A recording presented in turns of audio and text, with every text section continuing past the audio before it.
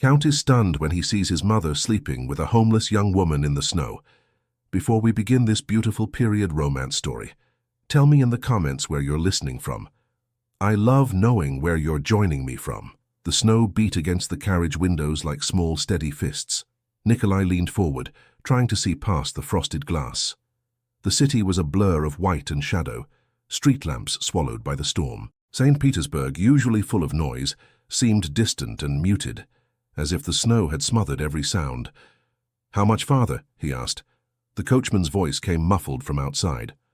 "Almost there, Your Excellency. The horses are struggling. The streets are nearly gone."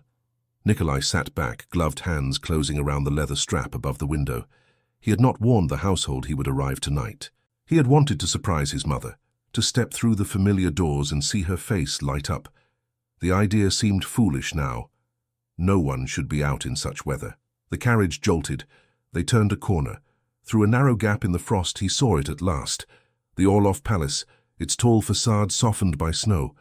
The lamps around the entrance flickered faintly behind a curtain of white. The carriage rolled to a stop. A footman hurried from the door with an umbrella, half bent by the storm, snow already gathering on his shoulders. Nikolai stepped down onto the frozen cobbles. The cold hit him like a wall, clean and sharp, cutting through layers of wool and fur. He drew a breath that burned his chest and walked quickly toward the entrance. The doors opened before he reached them. The butler, Pavel, bowed lower than usual. "Welcome home, Count Nikolai Ivanovich," he said, but there was no joy in his tone, only tension. Nikolai halted just inside the threshold.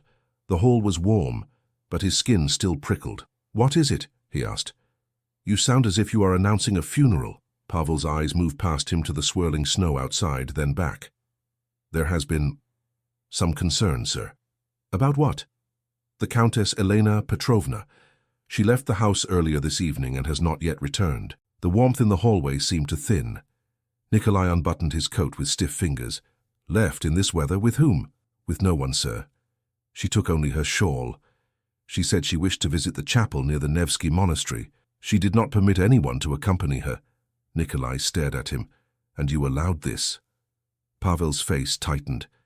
"She is the mistress of the house, sir. She does not accept being questioned." A maid hovered behind the butler, wringing her hands. She blurted out, "We begged her not to go, Your Excellency. The snow was already heavy, but she said she would not be long." "How long ago?" Nikolai asked. 3 hours, sir," Pavel said quietly. 3 hours. In that storm? Even with a carriage, it was madness. On foot, it was something worse. Nikolai shrugged off his coat and thrust it into the arms of a surprised footman. "Bring the carriage back," he said. "Now, we go after her." "Sir," Pavel protested, "the roads are dangerous. Perhaps the Countess took shelter somewhere. We could send—" "I will not sit by the fire while my mother is lost in the streets," Nikolai cut in. "I am going." He turned and strode back into the storm before anyone could argue further. The coachman was still on the box, hunched against the wind, as if he had sensed he would not be dismissed so easily. When he saw Nikolai returning, he shook his head. "Count, the horses—" "They will manage," Nikolai said, climbing in. "We are going to the chapel near the monastery. Then we search the streets between here and there." The coachman cursed under his breath, something about saints and foolish nobles, but he snapped the reins. The carriage lurched forward into the swirling white.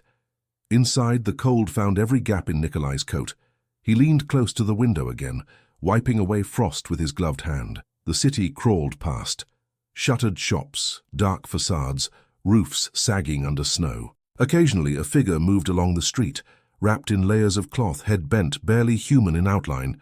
His jaw clenched. St. Petersburg liked to dress itself in gold and marble, but he had never forgotten the other side of it. The alleys where warmth meant life and one wrong night meant death. The memory of his years away, the barracks, the villages, the faces of people who had nothing, pressed against his thoughts. His mother was no frail invalid, yet she had always been careful, circumspect. She hated scenes. She avoided scandal as if it were a disease. What could have driven her into this storm alone? "See anyone?" he called out. "No one but fools and ghosts, sir," the coachman shouted back. They reached the small chapel near the monastery, its modest tower just visible through the storm. No carriage stood outside. The doors were closed. Nikolai jumped down, boots sinking into the snow, and pushed one of the heavy doors open. A gust of warm, incense-scented air met him. Inside, a lone priest turned from the altar, surprised. A few poor parishioners huddled near the back, heads bowed. "Count Orloff," the priest said, "you return to us on a harsh night." "My mother," Nikolai said without preamble. "Has she been here this evening?" The priest shook his head. "No, my son. I have prayed alone most of the night. I would have greeted the countess had she come." The words closed around him with a dull finality. He thanked the priest and stepped back into the storm.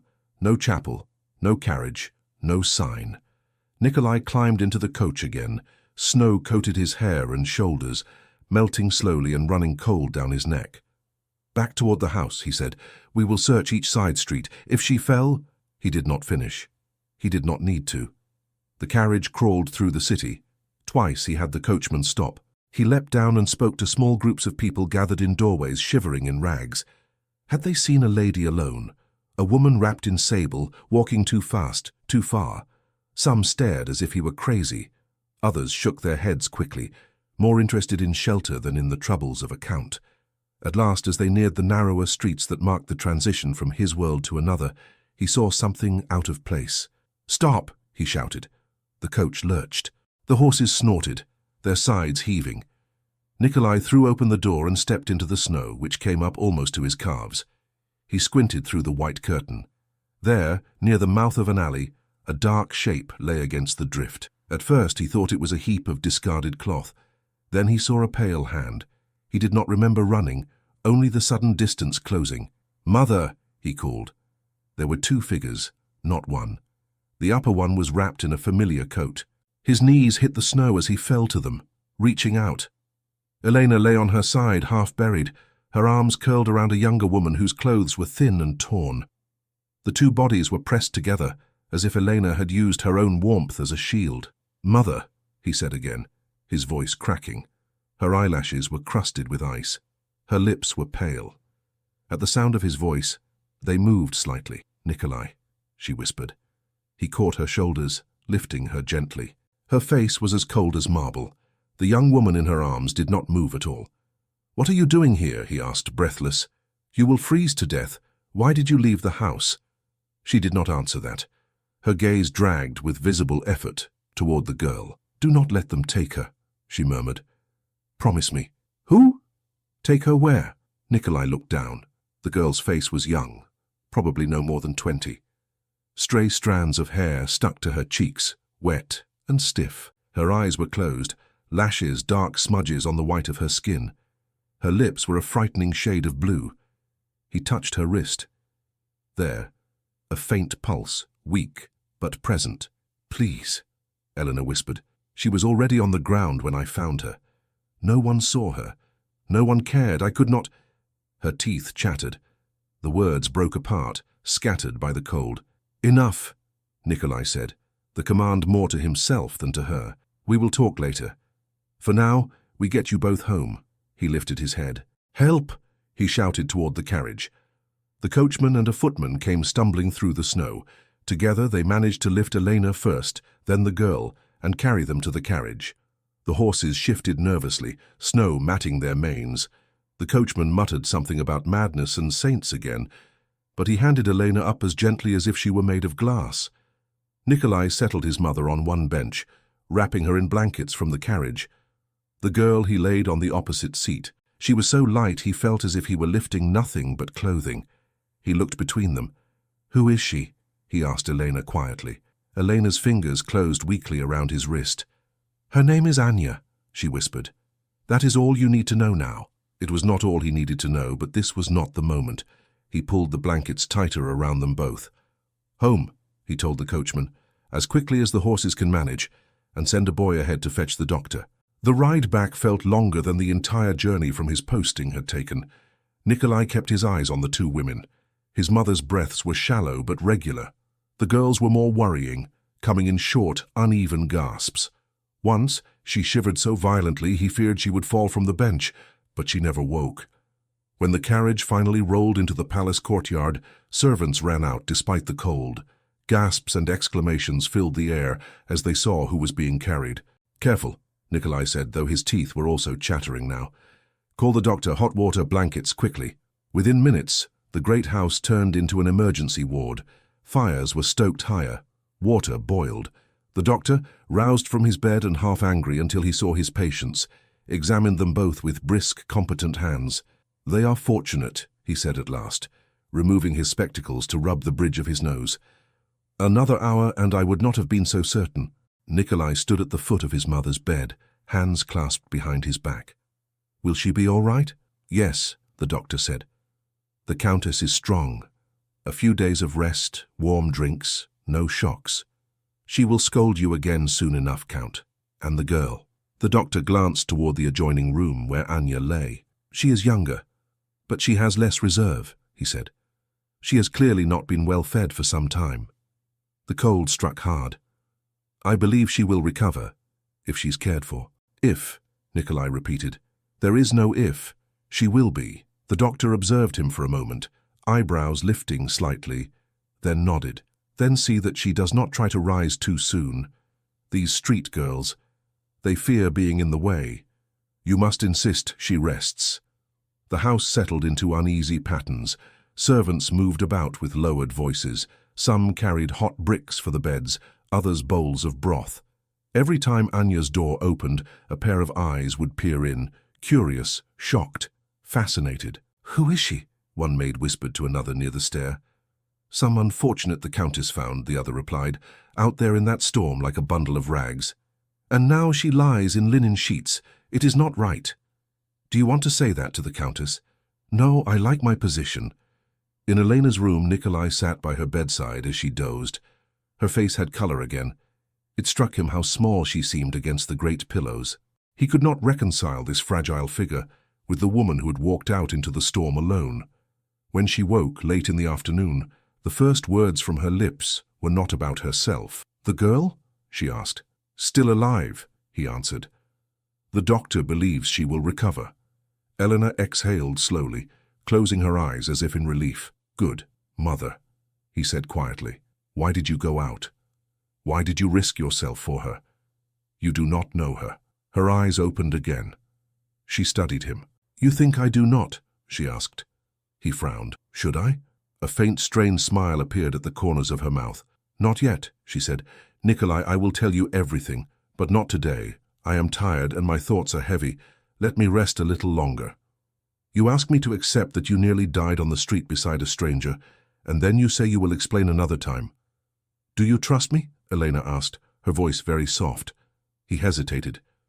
Yes, then trust me a little longer, she murmured. See to the girl, she has no one. For now, that is enough.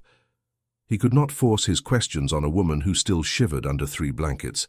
He rose, bent to kiss her forehead, and left the room with more unease than when he had entered it.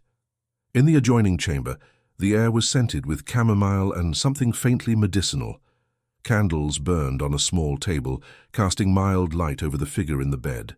Anya lay very still, her dark hair loose on the pillow. Her lashes rested against her cheeks, casting thin shadows. She looked, in that moment, more like a child than a woman. The maid, sitting at her side, stood quickly when Nikolai entered. Count, she said, dipping her head. She wakes at times, but not fully. The doctor said to keep her warm. You may go, he said.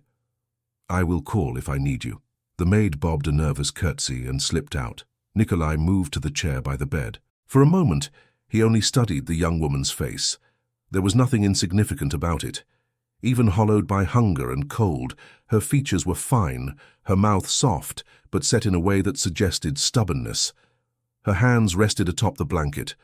One of them was curled tightly around something beneath the fabric, a faint outline like the shape of a small pendant pressed against the cloth. He did not touch it. Not yet. Anya, he said quietly. That is your name, yes? For a while there was no response. Then her lips moved. He leaned forward. Her voice came out hoarse, barely a whisper. Cold. It is warmer here than where you were, he said. You are in my house. You are safe. Her brow furrowed. I do not want to be in anyone's house, she murmured, as if talking to herself. They always say, I must leave. Then no one will say that here, he replied. One of her eyelids lifted a fraction. A dark eye revealed itself, unfocused but searching. Who are you? She asked. Count Nikolai Orlov, he said. This is my home. You were lying in the snow with my mother when I found you. She closed her eye again, as if the effort of keeping it open was too much. The lady, she whispered. She would not go. I told her to leave me. She would not. That sounds like her, he said. A small, unsteady breath escaped her. It might have been the ghost of a laugh or a sob. Why were you in the street? He asked. Where is your family? Her fingers tightened around the hidden object under the blanket. I was only walking, she said. There is a place near the bakery. They throw away the bread that falls on the floor. I thought... Perhaps, she swallowed, the words breaking. And your family? He pressed gently. Gone, she said. All gone. He let a moment of silence pass. You understand you cannot stay out there, he said. If my mother had not seen you, I did not want to be seen. She cut in, more force in her voice than before. I was only trying to sleep for a little while. I was not stealing. I did not steal anything. Her hand jerked suddenly, as if she were pushing away unseen hands. The movement made a lock of hair fall across her face. No one said you did, Nikolai said quickly.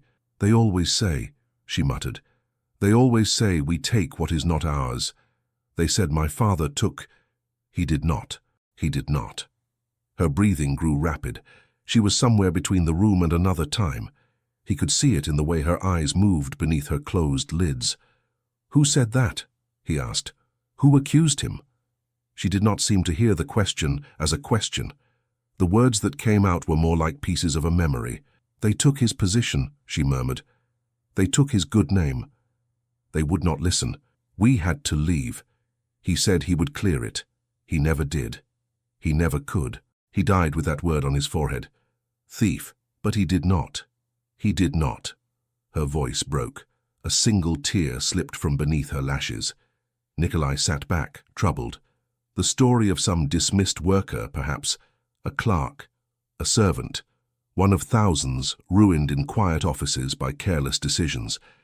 He felt a flicker of anger at men who wielded power so lightly, and then remembered he was one of them. He leaned forward again, lowering his voice. What is your family name, Anya? He asked. Your father's name. Can you tell me? Her fingers clenched more tightly around the pendant until her knuckles whitened. Leave it, she whispered. It is all I have left. I will not take anything from you, he said. I only ask his name.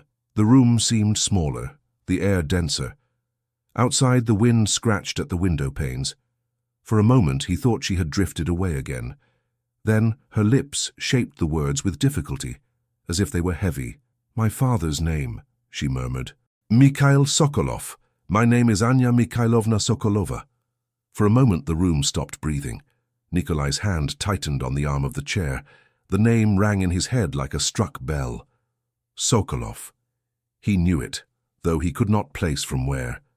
Not from a ball, not from an officer's list, from somewhere closer, somewhere older. Anya's lips trembled, as if she had used the last of her strength to shape the syllables. Her fingers remained closed around the hidden pendant. He leaned forward. What did you say? She frowned faintly, lost between waking and fever. My father's name, she whispered again. Mikhail Sokolov. He did not steal. He did not. They lied. Her voice faded. Her head turned slightly on the pillow, eyes rolling beneath the lids. Then she went still. Anya, he said. No answer. Only the slow rise and fall of her chest. Nikolai sat back, heart tripping. The name stirred something he did not want to look at.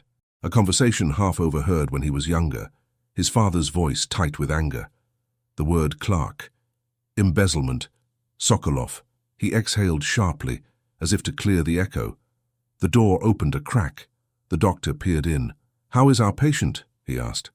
Sleeping, Nikolai replied. She spoke a little. Good. Let her rest. The body heals when the tongue is quiet. The doctor stepped in and took Anya's wrist for a moment, nodded, and then turned to Nikolai. You should sleep too, Count. You have been on the road and in the snow. You are no use to anyone if you fall ill next. I will rest later, Nikolai said. See to my mother once more, please. When the doctor left, Nikolai looked at Anya one last time. Her face was smooth again. If not for the shadows under her eyes, she might have been any young lady at peace. He rose, his joints stiff, and went out into the corridor. Pavel waited there, as if he had been anchored to the spot. "Well?" Pavel asked in a low voice. "The girl will live," Nikolai said. "My mother too." "Thanks be," Pavel murmured. "Do we know who she is?" "She told me her name," Nikolai said. "That is enough for now." He did not repeat it. He was not ready to hear it aloud again. He walked to his own room, changed out of damp clothing and lay down for an hour without meaning to. When he woke, grey light seeped around the edges of the curtains. The storm still muttered outside, but more softly. Morning. He washed quickly and went first to his mother's room. Elena lay awake, propped against pillows, her hair braided loosely. Her face brightened when she saw him. "There you are," she said. "I knew you would arrive at the most inconvenient possible moment." He crossed the room and smiled despite himself. "Forgive me. Next time I will arrange my homecoming for a clear day and a calm household." "Do not you dare," she replied. "Sit." He did. "How do you feel?" "Tired. Old." Her eyes softened, "But alive, and very glad to see you, my son." He took her hand. "It was warmer today." "I thought—" He stopped, not sure how to admit it. "When I saw you in the street, I thought I might have returned only to bury you." Her fingers tightened on his. "I am harder to bury than that," she said. "And you came in time." "Why did you go out alone?" he asked. "You never do such things. Not in summer, much less in a blizzard." Her gaze drifted toward the adjoining wall. Behind it lay the room where Anya slept. "I could not stay in my chair by the fire," she said simply. "Not when I saw her." "You saw her from here?" "From the carriage window," Elena answered. "I was returning from the chapel. She was lying by a doorway like a broken thing. People passed by, no one stopped. I told the driver to halt. He warned me about the cold. I did not listen." "That sounds like you," he said quietly. She gave him a small, tired smile. "I thought, I will only step down and shake her by the shoulder. Then we will drive her somewhere, a shelter perhaps. But when I touched her, she grabbed my sleeve. She was shaking. She tried to speak. What did she say?" Eleanor looked away. "Nothing you need to concern yourself with now, only the words of someone who has known too much fear." He did not miss the evasive turn. It scraped against his patience. "You risked your life for a stranger," he said. "Forgive me if I find that my concern." Eleanor's eyes closed for a moment as if she were listening to something inside herself. "She is not a stranger to me," she murmured. Nikolai stared at her. "You have met her before?" "In a way." She opened her eyes again. "We will talk of it later. Not today." He wanted to press, but her face had gone pale. He saw the fine tremor in her jaw. This was not obstinacy only. It was pain. "Very well," he said. "I will not torment you while you are still weak." "Thank you," she whispered. He stood. "The girl, Anya, is asleep. The doctor says she will recover." Elena's shoulders relaxed. "Good. She must not be sent away, Nikolai. I did not say I would send her away." "I know your concern for appearances," Elena said gently. "You are your father's son, and you keep the Orlov name neatly folded. I ask you for once not to think of the name. Think of the girl." "I am thinking of both," he replied, "and of you. But I give you my word, no one will drag her back into the snow." That seemed to satisfy her for now. He left his mother's room and returned to Anya's. The maid was there again, spoon in hand, coaxing a little broth between Anya's reluctant lips. Anya's eyes were half open, clearer than they had been. When she saw him, they sharpened. "It is you," she said.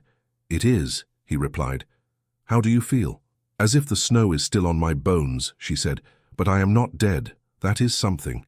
The maid set the bowl down and slipped out, grateful for any excuse. "You remember where you are?" Nikolai asked. "I remember the ceiling," she said. "And the lady, she sat beside me. She does not belong near the snow." "No," he agreed. "She does not. She also thinks you do not belong there." Anya's gaze wandered to the walls, the curtains, the carved furniture. "I do not belong here either," she muttered. "These rooms are too big. If I move, I will knock something over." "You will not," he said. "You will remain here until you are well. After that, we will decide what is to happen." "We?" She raised an eyebrow, that spark of stubbornness returning. "I have not agreed that you decide anything for me." "You are in my house," he replied mildly. I have some say. You have all the say, she shot back. You are a count. I am nothing. You are the person my mother nearly died to save, he said. That makes you not nothing. Her lips parted, as if his words had caught her unprepared. She sank back against the pillows. I did not ask her to, she murmured. People seldom ask to be rescued, he said. It happens anyway, if someone has a conscience. She swallowed and looked away. How long must I lie here? As long as the doctor says. Doctors like sick people, she muttered. If I stay, the servants will talk. They already talk, he said. You might as well be comfortable while they do it. He meant it as a dry remark, but it drew a tiny smile from her. Your mother, she said after a moment. What is her name? Elena Petrovna Orlova. Orlov, she repeated, testing the sound. I have heard that name. Most in the city have, he said. She hesitated. My father worked somewhere with papers, a house of account, or a prince. I was small. I do not remember the name. I only remember he was proud to go there. Proud until he came home with his hands shaking. There it was again, the tug of memory at the back of his mind. He pushed it aside. This was not the time. Rest now, he said quietly. We will talk later. He stepped out into the corridor and almost collided with Pavel. Forgive me, sir, Pavel said. I was just about to knock. Yes? The morning letters have arrived, Pavel said. And there is something else. I do not know if we should postpone it. Postpone what? The visit this afternoon, sir. The Countess's sister and her family. And Prince Sergei. They were invited for tea and to welcome you home. The invitations went out last week. Nikolai frowned. He had forgotten. Elena is not strong enough to host a gathering, he said. Send our regrets. I have spoken with her, Pavel said. She insists the visit should go on. She says if we cancel, there will be more questions than if she receives them for a short time. Of course she does, Nikolai muttered. Pavel shifted his weight. There is another matter. The staff is already murmuring about the guest. If the guests come, they may hear of her or see her. Then they will hear of her, Nikolai said. It cannot be helped. Should we keep her to her room? Pavel asked. For now? Nikolai hesitated. The practical answer would have been yes. Hide the unsettling element. Avoid unpleasant scenes. But his mother's words came back. She must not be sent away. Do not think of the name. Think of the girl. If she is well enough to sit in a chair, he said slowly, she may come to the small salon for a short time, not as a spectacle, as a guest. Pavel stared. As a guest, sir. She will need proper clothing, Nikolai added. Something simple. Ask my mother which gown might be altered for her. Pavel opened his mouth as if to protest, then closed it again. Yes, sir. The hours until the visit passed quickly. The house woke fully. Carpets were swept. Silver was polished. The cook snapped at the kitchen maids and worried over pastries. The storm outside faded to a gentle fall of snow, soft as flour from a baker's hands. In Anya's room, a maid stood with a folded dress draped over her arms. I cannot wear that, Anya said, eyeing it as one might eye a trap. It is the Countess's order, the maid replied. She said you are to be properly dressed. Anya, still pale, sat on the edge of the bed. Her hair had been brushed, and it fell in a dark wave down her back. It will not fit, she said. Look at me, I am... She gestured at herself, unsure of the right word. Too thin. We pin it, the maid said briskly. Turn around. Anya obeyed, grumbling softly. As the maid helped her into the dress, the girl's hands shook. The fabric was soft, heavier than anything she had worn. It smelled faintly of lavender. I will look ridiculous, Anya muttered. You will look like a lady, the maid said, which is what they expect to see in these rooms. I am not a lady. Perhaps you will confuse them, the maid replied with a quick grin. That might be amusing. Anya gave her a startled look, then sighed. My shoes? We have slippers, the maid said. Your boots are beyond saving. I liked those boots, Anya said. They had holes, the maid replied. These do not. When they were finished, Anya stood before the small mirror. The face reflected. There was hers, but altered. The dress gave her a shape she had never noticed. The borrowed lace at her throat felt like a question. She touched her pendant, now resting under the fabric, and relaxed a little. At least she still had that. A knock came at the door. Elena's voice followed. "May I come in?" Anya stiffened. "Yes," she said quickly. The Countess entered, leaning lightly on a cane she rarely used, a concession to her lingering weakness. She took in the sight of the girl in her gown and smiled. "You see," Elena said. "I knew it would suit you." "I feel like a thief," Anya blurted out, then flushed. "Not of the dress," she added quickly. Of the air I am breathing in this place." "You are stealing nothing," Elena said. "I am giving it. That is different." Anya looked at her hands. "The servants say people are coming." "Yes," Elena replied. "My sister, her husband, my niece, and Prince Sergei. They wish to see my son and to assure themselves I have not broken in half this winter." "I should not be seen," Anya said. "They will ask why I am here." "They may ask," Elena said calmly. "I will answer as I see fit." "You will be ashamed," Anya whispered. Elena's eyes flashed. "I have much to be ashamed of. Taking care of you is not among those things." Anya stared at her. "Come," Elena said more gently. "You will sit near me. If you grow tired, you will say so, and we will send you back to your room. Do not try to stand for too long. Your legs will protest." Anya swallowed. "If they ask me questions, what should I say?" "The truth," Elena said. "That you were caught in the snow, and that you are my guest." Anya nodded, though the word guest tasted strange. She took a steadying breath. When the guests arrived, the house seemed to draw itself up taller. The front doors opened wide. Coats were taken, hats and veils removed. Laughter and exclamations filled the front hall. "Aunt Irina," Nikolai said, greeting his mother's sister with a kiss on the hand. "Nikolai," she said, patting his cheek, "you are thinner. They do not feed you properly in the service." "They feed us well enough," he said. Uncle Dmitri clapped him on the shoulder. "So, the wandering son returns, just in time to inherit all the trouble we have managed to create without you." "Then perhaps I should go back," Nikolai replied dryly. His cousin Lydia fluttered in, wrapped in fur, cheeks pink from the cold. "Cousin," she said, "I have heard so many stories. You must tell me which are true."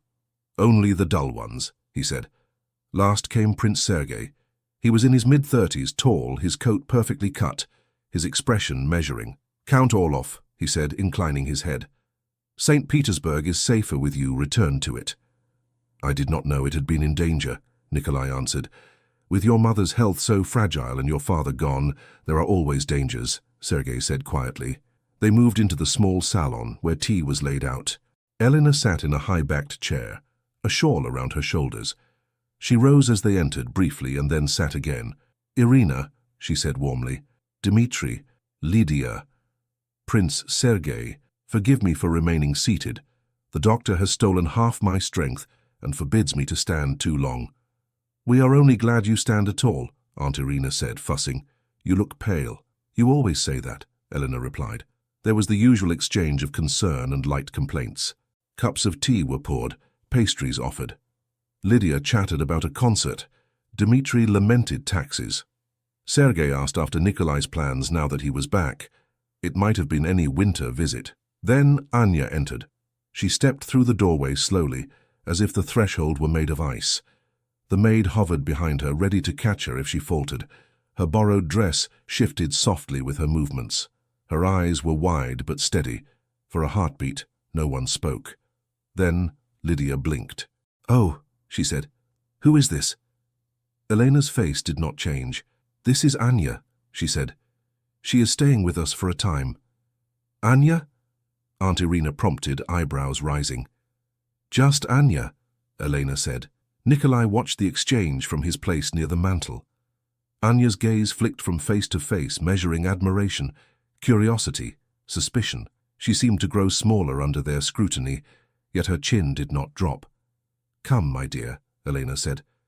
"Sit here." Anya obeyed, moving to a chair slightly behind the Countess. She sat with care, hands folded tightly in her lap. Lydia leaned forward, smiling with a sweetness that did not reach her eyes. "Are you a companion, then?" she asked. "You are very young. Where are you from? Who are your people?" Anya swallowed. "I am from the city," she said. "My people are Gone. Gone? Lydia repeated. All of them? Yes. How dreadful, Aunt Irina murmured. War? Poverty, most likely, Uncle Dmitri said under his breath. Prince Sergei's gaze sharpened. Forgive my frankness, Countess, he said, but I do not recall you mentioning a young lady residing with you. Is she a relation? No, Elena said calmly. She is my guest. A guest, Sergei echoed. From where? From the street, someone muttered. All eyes turned. It was one of the younger footmen, who had entered with a tray and forgotten to leave quickly enough. His face went white. I beg your pardon, Your Excellencies, he stammered. I spoke without thinking. What did you say? Aunt Irina snapped. The footman looked at Elena in panic. Go, Elena said quietly. We do not need more tea. He fled, but the word was out. Street. Lydia's eyes widened. Street. What does that mean? It means, Dmitri said slowly, that these charitable efforts have come indoors farther than usual. Elena's jaw tightened. I found Anya during the storm, she said. She was freezing. I brought her home, that is all. Not quite all, Prince Sergei said gently. You brought her home and put her in your own rooms, I hear. The staff is not entirely discreet. They say the Count found you embracing her in the snow. Eleanor's hand moved slightly on the arm of her chair. Would you have preferred I stepped over her? She asked. That is not what he implied, I am sure, Aunt Irina cut in. But Elena, really? To put a homeless girl under your roof? People will talk. They already talk, Elena said. As they see, so they speak. Let them.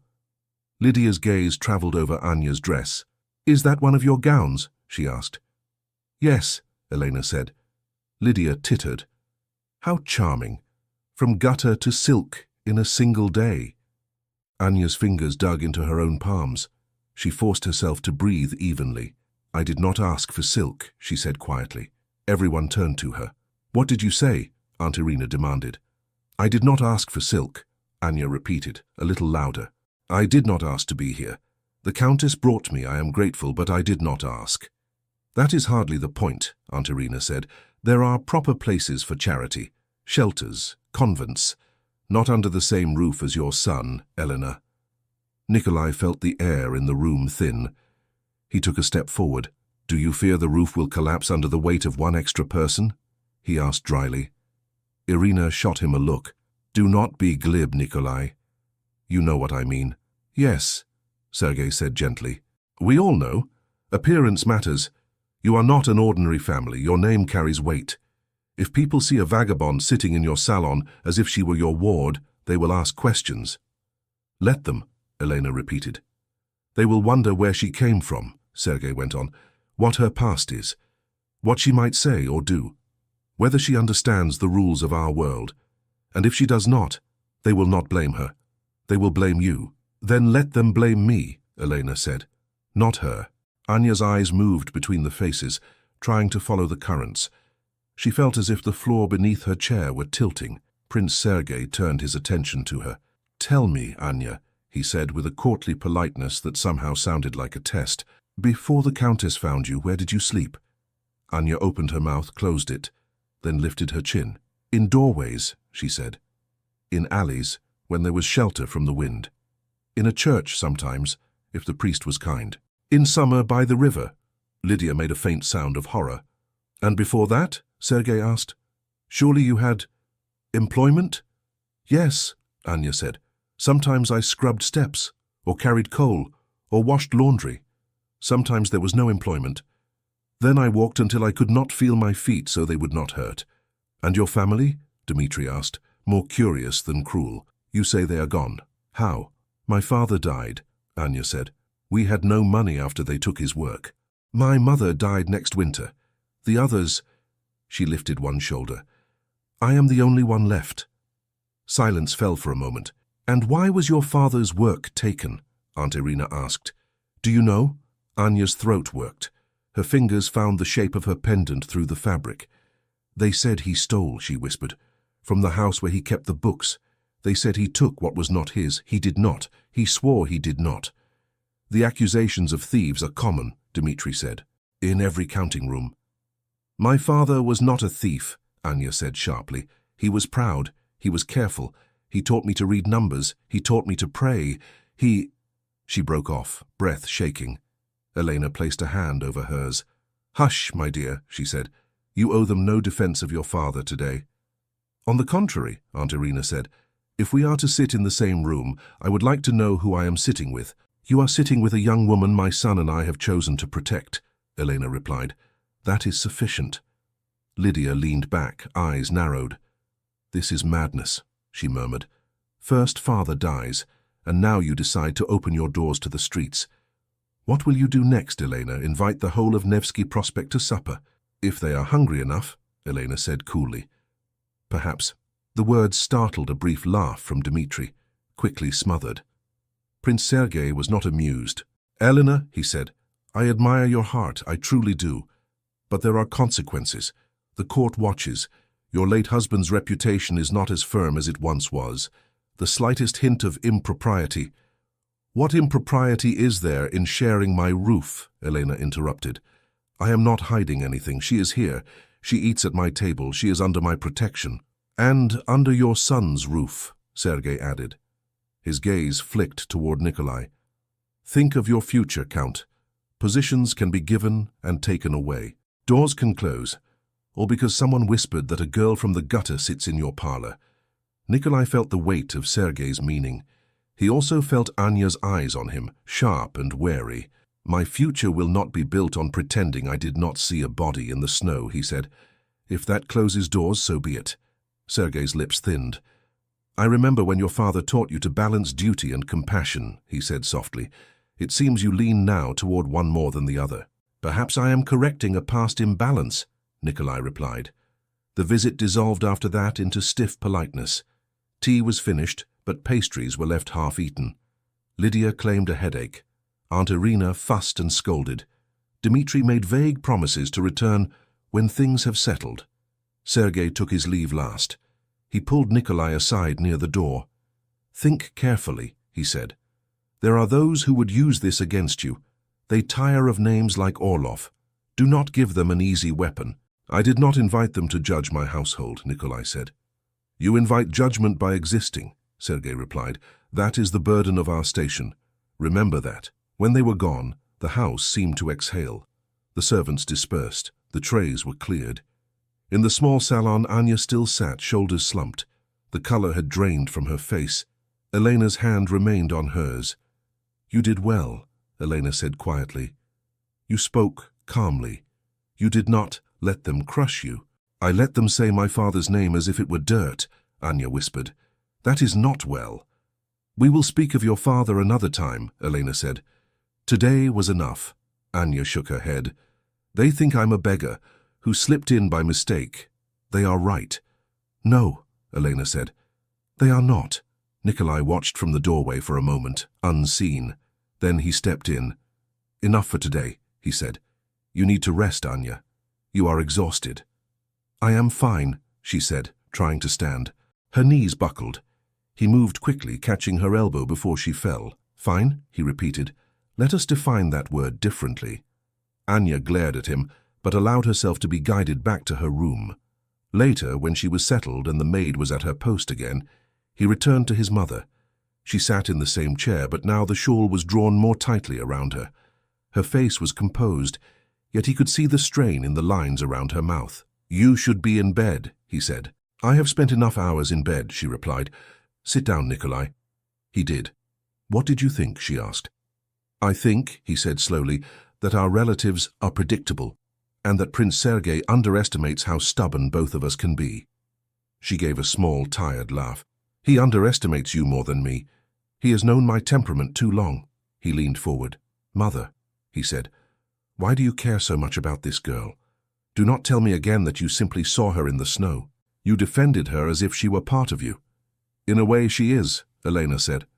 "How?" She hesitated. "I failed her once." Nikolai frowned. "You said earlier she is not a stranger to you. Did you know her family?" Elena's eyes clouded. "I knew of them. I knew of a man whose work was taken, whose honor was crushed. I watched from a comfortable distance. I told myself I could do nothing. I let myself be convinced." "Convinced by whom?" She did not answer directly. "Do you remember," she asked instead, "when you were young, the day our steward burned some papers in your father's study? You asked what they were. Your father said they were the remnants of a mistake, that we must not let mistakes lie around where others could see them." "I remember something like that," Nikolai said slowly. "He was angry. He shouted about a clerk, someone who had betrayed his trust." Elena's gaze met his. "That clerk had a family," she said, "a wife, a little girl. I saw them once. The wife's eyes were like stones. The child's eyes—" Her voice faltered. "They have haunted me. When I saw Anya in the snow, I recognized that look. Not the face, but the eyes." "Are you saying," Nikolai asked carefully, "that Anya is that child?" "I am saying," Elena replied, "that our house crushed a man named Sokolov and that his family fell with him. Whether she is that little girl or another, she is part of the ruin we helped create." The name landed between them like a dropped plate. "Sokolov," Nikolai repeated. "Her father's name." Elena nodded. "Yes, father always insisted that Sokolov was a thief," he said. "He said the evidence was clear." "Your father insisted many things," Elena said. "I begged him to look again. He refused. He said to question the decision would be to question his authority." "And you accepted that?" Nikolai said quietly. She flinched. "Yes, I accepted it.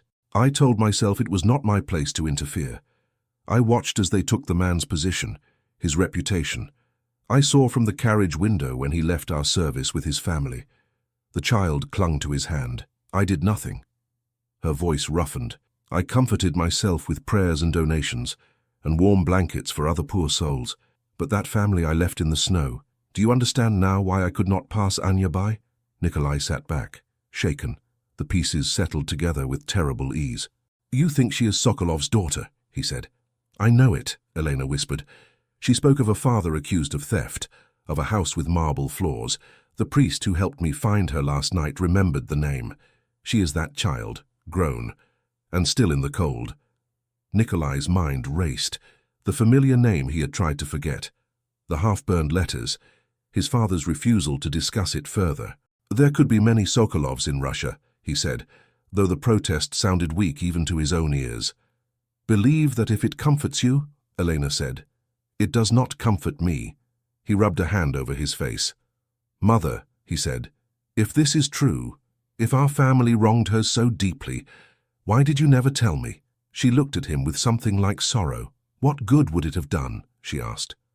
"Your father was alive. The decision was made. You were still learning what it meant to be an Orlov. I did not want to burden you with the knowledge that our name stood on someone else's broken back. Perhaps I would have walked differently if I had known," he said. "Perhaps," she said softly, "perhaps I should have told you. It is too late to change that. It is not too late to care for her now." He stared at the floor for a long moment. "You must understand," he said at last, "that if this comes out, if people learn that you have taken under your roof the daughter of a man your husband condemned, the scandal will be greater than anything you fear now." "I do not care," Elena said. "You may not," he replied, "but it will spread. It will stain father's memory. It will call into question his judgment. They will whisper that the Orlov name rests on false accusations." "Then let them whisper," she said. "Let them shout if they wish. I am tired of carrying a lie in silence." He looked up sharply. "You truly believe Sokolov was innocent?" "I believe," she said slowly, "that your father was too proud to admit the possibility he was wrong. I believe that another man in our employ had more to gain from the missing money. I believe that when I asked questions, I was told to leave matters of business to those who understood them. I obeyed. That is my shame." Her hands twisted in the shawl. "I see that girl's face," she went on, "and I see all the nights she must have spent where you found her. I cannot bear it. Do not ask me to." Nikolai's chest ached. He had returned home expecting quiet duties and familiar comforts. Instead, he had walked into a storm that had nothing to do with the weather. "What do you want from me?" he asked. "Say it plainly." "I want you," Elena said, "to protect her, to give her a place where she is not treated as a stranger or a curiosity, to help me find out, if you can bear it, what truly happened with her father. And I want you to forgive me if you can for not telling you sooner." He looked at her, at the lines time and guilt had carved into her face. "I will protect her," he he said. That much I can promise now. As for the rest, he shook his head. I do not yet know what the truth is, but I will not pretend this is nothing. A wave of relief passed over Elena's features, mixed with fear. You are a better man than your father, she whispered. Do not say that, he said sharply. I am not eager to judge him either. You may have to, she replied. If you search for the truth, you may not like what you find. He stood, restless, the room suddenly too small. I need air, he said. It is snowing, she warned. I know. I will not go far. He moved toward the door. Nikolai, she called after him. He paused. Yes? She looked suddenly very tired, very old. Do not hate him, she said. Whatever you learn, do not let this turn your heart entirely against your father. He was many things. This was only one of them. He nodded, unsure he could keep that promise. As he turned to leave, her voice stopped him again, softer now, almost pleading. Do not press me for more today, she said. Please, I have carried these shadows for years, to drag them all into the light at once. I am not strong enough. He saw the tremor in her hands, the sheen in her eyes. He forced himself to step back, to let the questions sink for now. Very well, he said quietly. She turned her face toward the snow-blurred window and whispered for him not to ask again, leaving him certain that the girl from the snow was bound to a buried disgrace in his own house. The days after the visit blurred into one another, but for Anya, they felt sharper than any she had known in years. She woke to warmth instead of the sting of wind on her face. She opened her eyes and saw the same ceiling each morning, instead of a new doorway, a new corner. It unnerved her. On the third morning, the maid opened the curtains a little wider. Snow again, the maid said. It never stops. Good, Anya muttered. Then I am not missing anything out there. The maid smiled. The Countess asked if you would join her in the sitting room. She is tired of being the only invalid in the house. I am not an invalid, Anya said. You walk like one, the maid replied. Slow, shivering. Come. She will be offended if you do not. Anya sighed and swung her legs over the side of the bed. The floor was warm beneath her bare feet. She still marveled at that. Heated floors. She had once thought warmth belonged only to stoves and bodies. She dressed in the simple gown they had decided would be for mornings. It was less grand than the one she had worn the day of the visit. That was a relief. She still felt foolish when she thought of the silk. In the small sitting room, Elena sat by the window with a book in her lap. The light fell gently over her face. She looked better each day, less fragile, though the cane rested near her chair. There you are, Elena said. Come sit by me. Anya came, awkward in her borrowed slippers, and sat on the cushioned chair the servants had begun to call Miss Anya's place. I am not a miss, Anya had protested once. What else shall they call you? Elena had asked. It is better than girl. Today, Elena offered her the book. Do you read? She asked. A little, Anya said. My father taught me when he was not too tired. Mostly numbers, receipts, names on papers. This is not a ledger, Elena said. It is a story. Try. Anya took the book. The print was clear, the pages clean. She ran her thumb along the edge, remembering her father's ink-stained fingers. She began to read aloud, haltingly at first, then more smoothly. The story was about a young woman who had to disguise herself as a man to travel safely. Anya raised her eyebrows. Does this really happen? She asked. More often than you think, Elena said. Women learn to move in the spaces they are given. Anya read another page, then stopped. It is strange, she murmured. To sit here and read about trouble instead of listening for the next noise in the street. You are safe here, Elena said quietly. No one will drag you out. For now, Anya replied. You told your family I am a guest. Guests leave. Some do, Elena said. Some stay. Anya's fingers tightened on the book. I do not know how to stay, she admitted. Then we will learn together, Elena said. They spent most of the morning that way, trading pages. Sometimes Elena corrected a mispronounced word. Sometimes she simply listened, eyes half closed, her expression soft. At midday, a tray arrived with broth bread and a small dish of stewed apples. Anya eyed it as if expecting it to vanish. You must eat more, Elena said. You are still all bones. Bones do not consume much, Anya replied, but she took the spoon. Where is your son? She asked after a few bites. He looks like one who does not sit still. Elena smiled faintly. He has gone out. Out? Anya frowned. In the snow? He grows restless indoors, and he has questions scratching at him. He will not rest until he searches for answers. Questions about me, Anya said. About more than you, Elena replied. About things we should have faced long ago. Anya lowered her spoon. If my presence causes troubles, I can leave, she said. Do not think I will cling to your skirts like a child. Elena looked at her with sudden severity. Do not talk of leaving, she said. You barely stand an hour at a time, and you have nowhere to go. There is always somewhere, Anya muttered. A stairwell, a shed, a step. I am offering you a chair and a bed instead, Elena said. It is not an insult. Take it. There was a firmness in her voice that reminded Anya of her father when he insisted she wear his old coat, too big for her, rather than shiver in pride. Very well, Anya said. I will not speak of leaving today. Good, Elena said. That is one less thing for me to worry about. While they sat together, Nikolai crossed the city with his collar turned up and his thoughts turned inward. His first stop was the steward's office, a cramped room off the main hall where the oldest servant in the house kept ledgers, lists, and memories. The steward, Ivan Andreevich, rose stiffly when he saw Nikolai. Count, he said, to what do I owe this honor? I need to ask about something that happened years ago, Nikolai said. A matter of accounts. Ivan's eyebrows lifted. We have had many such matters. This one involved a clerk named Sokolov, Nikolai said. Mikhail Sokolov. The steward's hands stilled on the ledger before him. Ah, he said.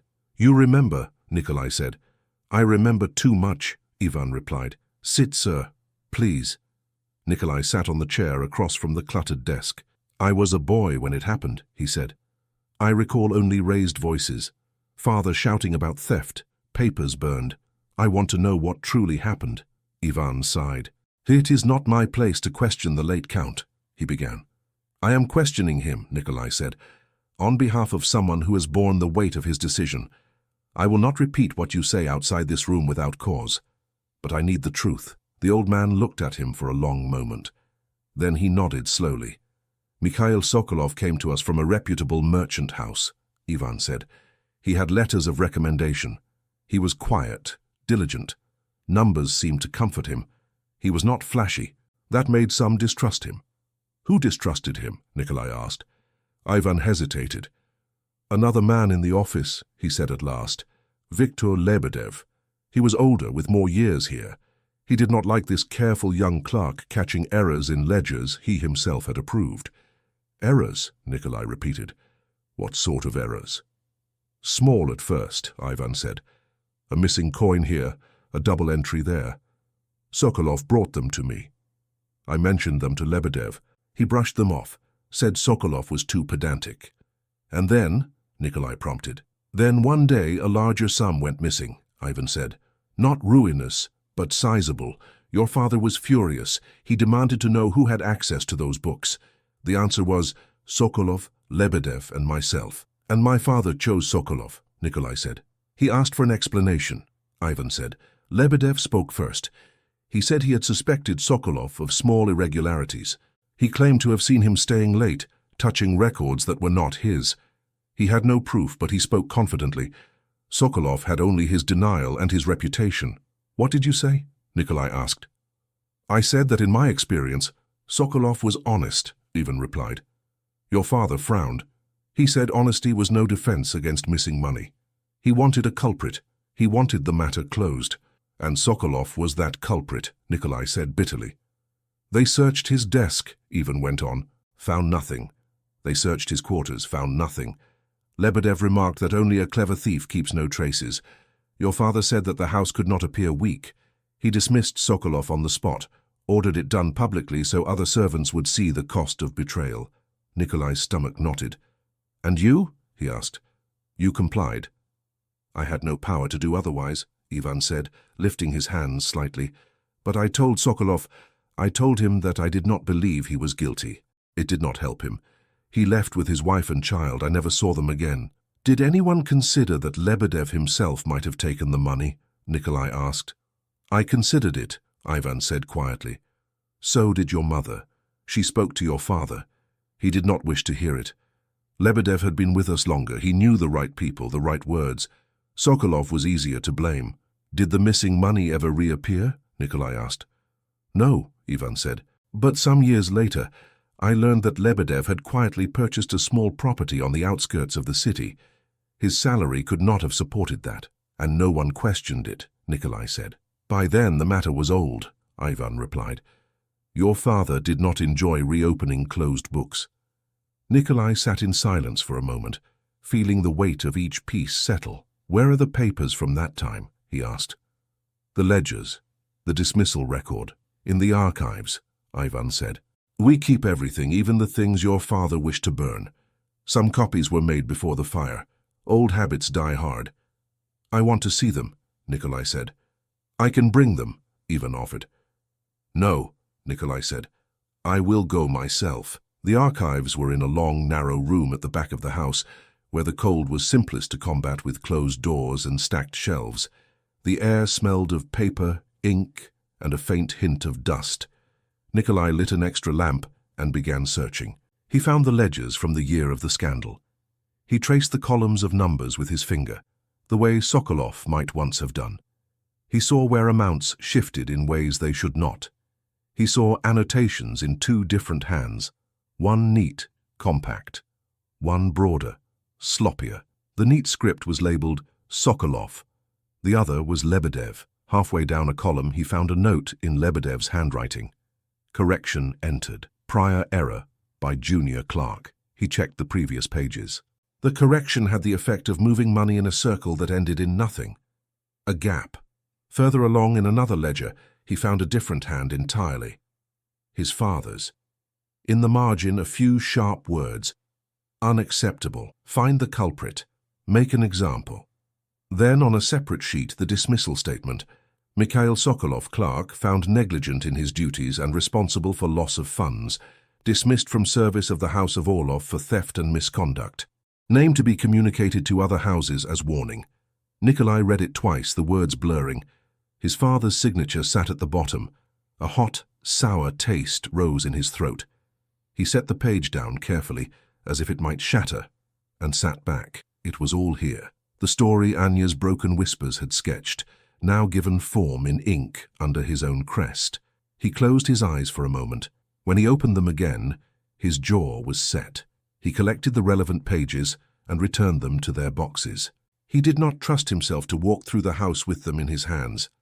As he left the archives, Pavel appeared in the corridor, wringing his hands in a way that reminded Nikolai of the day he had arrived. Sir, Pavel said, a letter has come. From Prince Sergei. Of course it has, Nikolai said. What does he want now? He requests a private audience, Pavel said. This evening, if convenient. He writes that the matter concerns your future responsibilities. Nikolai exhaled through his nose. Reply that I will see him after supper, he said, in the study. Yes, sir, Pavel said. One more thing. Some of the staff are unsettled. The cook complains that the maids spend more time whispering about the girl than about the roast. Tell the cook to concern herself with the roast, Nikolai said. As for the maids, they will tire of their gossip eventually. I hope so, Pavel murmured. Is there anything else you require? Yes, Nikolai said, surprising himself. Bring me whatever employment record we have for Viktor Lebedev, and find out where he went when he left our service. Pavel blinked. Lebedev, sir, he is ancient history. History does not stay buried forever, Nikolai said. Find what you can. While Pavel hurried off, Nikolai paused outside the door of the sitting room. He heard voices within. His mother and Anya. He did not enter. Not yet. Inside, Anya sat with the book open on her lap, though she was not reading. Her eyes were on Elena's hands. You said earlier, Anya ventured, that you knew a man whose work was taken, a man with a family. Was that my father? Elena's fingers tightened on each other. Why do you think so? She asked. The way you look at me, Anya said, as if you see something that is not in this room. The way you speak when you say my father's name, as if it cuts your tongue. Elena closed her eyes briefly. I knew of him, she said. I did not know him as a friend, but I knew what was done to him and I did not stop it. Anya's throat constricted. Who did it? She whispered. Elena opened her eyes. They were full of an old grief. "Someone who is no longer here to answer for himself," she said. "That is not an answer," Anya said, her voice sharpening. "It is all I can give today," Elena replied. "Believe me when I say that if I could go back, I would stand in front of your father and refuse to move. I did not then. I will not make that mistake with you." Anya stared at her, torn between the comfort of those words and the ache of what they implied. "You should hate me," Elena said softly. "I would understand if you did." "I do not know what I feel," Anya said. "When I think of you, I feel warm and angry at once. It is confusing." "Confusion is honest," Elena said. "I accept it." Anya looked down at her hands. "If I had known," she said, "that this house had anything to do with my father's disgrace, I would never have come inside." "You were unconscious," Elena reminded her. "I would have crawled away," Anya insisted. "Then I am glad you did not know," Elena said. Anya gave a small, helpless laugh that sounded more like a sob. "I feel as if the ground keeps changing," she said. "First I am on ice, then on stone, then on carpets that do not feel real." "Stone can crack," Elena said. "Ice can melt. Carpets can wear thin. None of it is permanent, not even shame." Anya lifted her eyes. "Is that what you want?" she asked. "To wash away the shame?" "I want to wash away the lie," Elena replied. "Yours, his, mine, all of them." Later, after she had returned to her room for a rest, Nikolai sat in the study with Prince Sergei. The prince examined the glass of brandy in his hand, swirling it once before speaking. "Rumors travel faster than the cold," Sergei said. "You know this." "I am beginning to understand," Nikolai replied. "I have heard," Sergei went on, "that the girl your mother brought in is not merely a charity case, that she sits in your salon, wears your mother's gowns, that you argued with your own relatives on her behalf. Tell me this is exaggerated." "It is accurate," Nikolai said. "She is our guest." Sergei sighed. "You were always too honest. It is admirable. It is also inconvenient. Do you understand what people are saying?" "They are free to say what they like," Nikolai replied. "They are saying," Sergei said patiently, "that perhaps your father's legacy is slipping, that you are allowing sentiment to cloud your judgment, that you might not be reliable in matters requiring discretion. In other words," Nikolai said, "they fear I might do something as reckless as question whether a man condemned as a thief was truly guilty." Sergei's head snapped up. "What are you talking about?" "An old case," Nikolai said. "A clerk dismissed in disgrace. His daughter is under my roof. She shivered in the street while we sat by our fires." Sergei frowned. "You cannot carry every injustice on your shoulders." "Perhaps not," Nikolai said, "but I cannot ignore the ones that bear my own name." "What do you intend to do?" Sergei asked. "Find the truth," Nikolai said, "and if it is not what my father claimed, I will say so." Sergei set his glass down sharply. "This is folly," he said. "You will drag your father's name through the mud. You will give his enemies a weapon." "Perhaps they deserve a weapon," Nikolai said. "If the foundation they stand on is a lie." Sergei stared at him. "You have changed," he said. "I have opened my eyes," Nikolai replied. "You risk everything," Sergei warned. "For a girl from the street. For justice," Nikolai said. "The girl is part of that, but not the whole." Sergei rose, frustration tight in his movements. "Think carefully, Nikolai," he said. "Some doors once closed do not open again." "Then I will find new doors," Nikolai said. Sergei shook his head and left without another word. The house settled into evening. Lights glowed in the windows. Servants moved more quietly, sensing the tension. In his room, Nikolai sat at his desk with a small stack of papers in front of him. Pavel had brought them. Lebedev's employment record. He skimmed it. Years of service. A modest salary. Then a sudden departure 2 years after Sokolov's dismissal. No explanation given. On the back of one page, a note in Ivan's old hand. Left for health reasons. Rumor of debts paid suddenly. Nikolai ran a thumb along the line. Lebedev, who had dismissed Sokolov with a word. Lebedev, who had acquired property. He stood, restless, and paced. In another room, Anya lay awake, staring at the ceiling again. The air felt heavy. The pendant under her nightgown pressed cool against her skin. She held it between thumb and forefinger, tracing the worn edges. She remembered her father's voice the day they left the great house where he had worked. They will see, he had said, eyes burning. One day, they will see. Truth is stubborn. She had believed him then. Years of hunger had dulled that belief. Now in this house it flickered again, uncertain. She heard footsteps in the corridor, male, measured. Curiosity tugged at her. She slipped out of bed, pulled on a shawl and opened her door a crack. She saw Nikolai's back as he passed, papers in his hand. He walked toward the far end of the corridor, where his mother's small private salon lay. Anya hesitated, then followed, silent as she could. She stopped before the slightly open door. Voices carried clearly. "You were right," Nikolai was saying. It was not Sokolov. Anya's breath caught. She pressed herself to the wall, heart pounding. "Tell me," Eleanor's voice answered, tight. "Lebedev altered the numbers," Nikolai said. "He covered his tracks by calling them corrections. The missing money never touched Sokolov's hands. Father chose to believe the man who sounded sure instead of the man who merely was honest." "And now?" Elena asked. "And now," Nikolai said, "I have in my archives a dismissal statement that brands an innocent man a thief and warns others not to employ his name. It bears our crest and Father's signature. For years that paper has whispered a lie while his daughter froze on our steps." There was a silence so deep, Anya could hear the tick of a clock inside the room. "What will you do?" Elena asked at last. "I do not yet know," Nikolai said.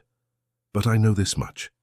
Everything that has crushed her life began under this roof with the stroke of my father's pen."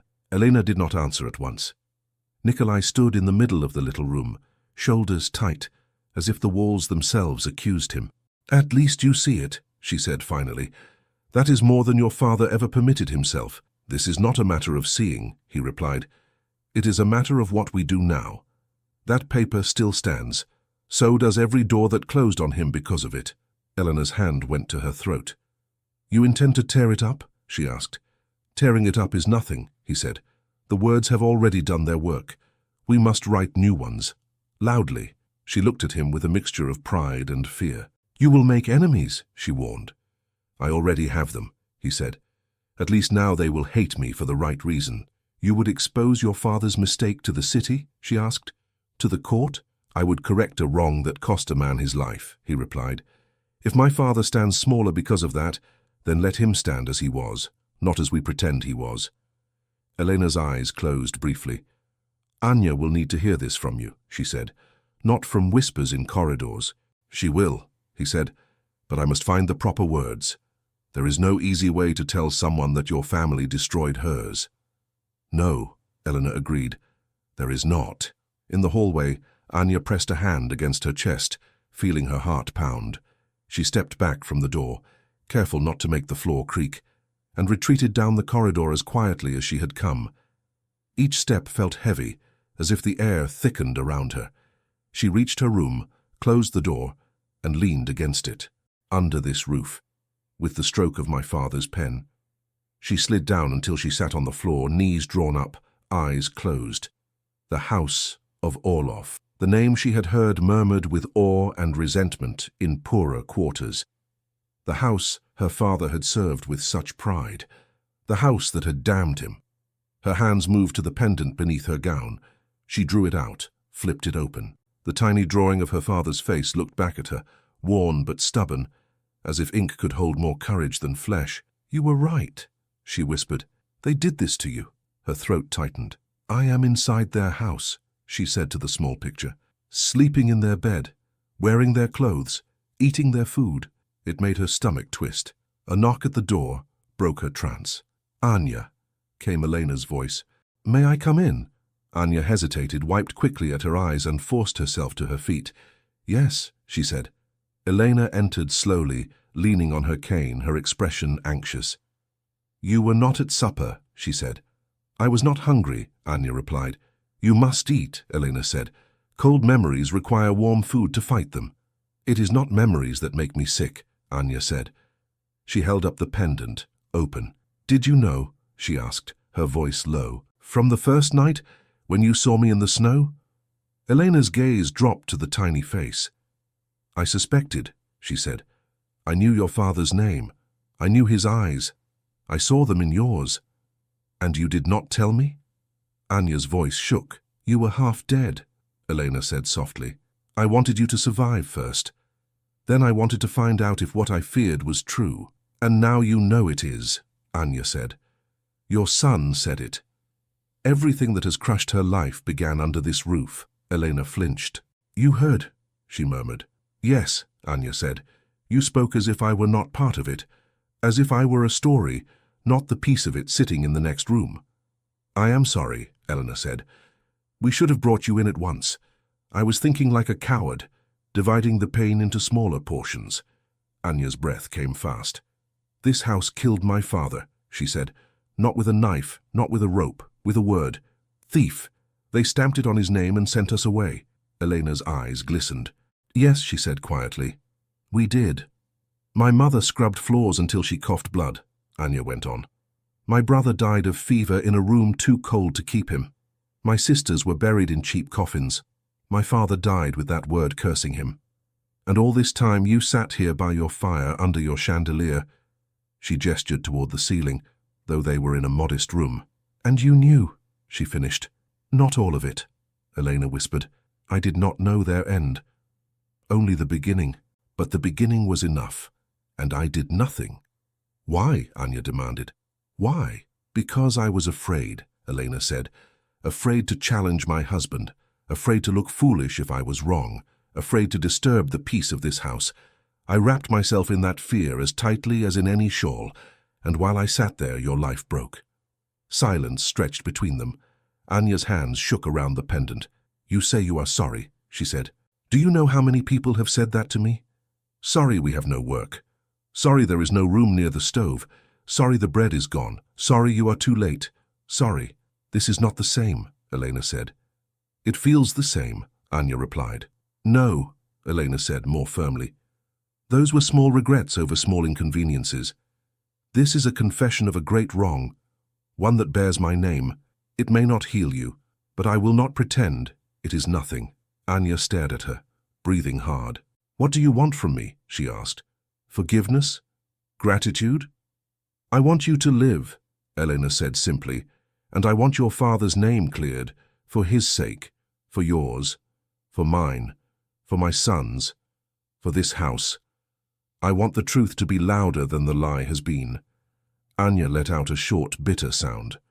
Truth does not feed people, she said. It might, if it opens doors that were slammed in your face, Elena replied. If your father's name is cleared, there may be compensation, opportunities. At the very least, you will not carry that word in your blood anymore. He is dead, Anya said. What use is a clean name 6 years into the grave? Elena's voice broke. I cannot raise him, she said. If I could, I would fall to my knees and beg him to forgive me. All I can do is make sure the earth over him is not stamped with a lie, and ensure his daughter does not die in the snow as he did in shame. Anya looked away, jaw clenched. You ask something of me too, Elena went on. You ask me to bear the sight of what I did. That is fair. I do not ask you to love me, only to let me do what I should have done then. What is that? Anya whispered. Stand beside you, Elena said. Not on the steps above, beside. The door opened without a knock. Nikolai stepped in, then halted, seeing their faces. I am interrupting, he said. No, Anya said sharply. You are part of this. He shut the door quietly behind him. For you heard? He asked her. Yes, she said. I heard that your father's pen ruined us, that your name swung above our heads like an axe. Nikolai's face tightened. You have a right to your anger, he said. I will not ask you to speak gently of him. I do not want to speak of him at all, she said. I want to leave this house and never hear Orlov again. Elena sucked in a breath. Anya, it is poison, Anya said. Your crest, your bells, your servant's livery, your polished floors. He walked on those floors. Then we walked on ice. I cannot breathe under this roof. She moved toward the wardrobe, pulled out the plain dress she had arrived in, still stiff from drying, and began to strip off the gown she wore. Elena rose, Cain forgotten. Please, she said. You cannot survive out there. I did before, Anya said. I will again. At what cost? Elena cried. I cannot watch you go back to the streets, knowing I put you there once already. You did not put me there, Anya said. Your husband did, your silence did, your name did. You now are giving me a bed, that is all. It does not erase years. No, Elena said, it does not. But do not throw away the chance to step out of that life because you hate the hands that offer it. Anya's fingers fumbled with the laces. She was shaking too hard. Nikolai crossed the room in 2 strides. Stop, he said quietly. Do not order me, she snapped. I am not your servant. Then I ask you, he said, as one human being asking another. Stop. She glared at him, chest heaving. Why? She demanded. So you can ease your conscience? So you can say you kept the little orphan as a pet in your palace? Look at us, the generous Orloffs, adopting one of the poor we trampled. That is not what this is, he said. How can I know that? She shot back. I have spent years being an object. People throw coins at me, scraps, insults. You throw rooms. It is the same gesture, just bigger. He flinched as if she had struck him. Then let me tell you what I intend, he said. Not in vague words behind doors, but to your face. She folded her arms, still in her shift, the borrowed gown half off her shoulders. He picked it up, draped it around her as a barrier, as much for his mother's sake as hers. I went through our archives, he said. I have proof that your father did not take the money. Another clerk did. I can show you the pages. I will. I plan to go to the parties who received our warning about your father and tell them it was false. I will sign my name to that. I will call on the city to recognize that my father's judgment was wrong in this case. Anya stared at him. You would shame your father, she said slowly, publicly. If necessary, he said. He is beyond human shame now. You are not. And what will they say? She asked. That you are noble. That you are mad. Both, probably, he said. I care less than I did yesterday. What do you gain from this? She insisted. Why risk your standing, your future? For my father? A man you never met. I knew the version of him my father described, Nikolai said. A thief. That was a lie. I refuse to carry that version any longer. I gain the ability to look at myself without disgust. And me? She asked. What do I gain? A name that is yours, not twisted, he said. A chance to walk into a place of work and not have the door closed simply because you say who your father was.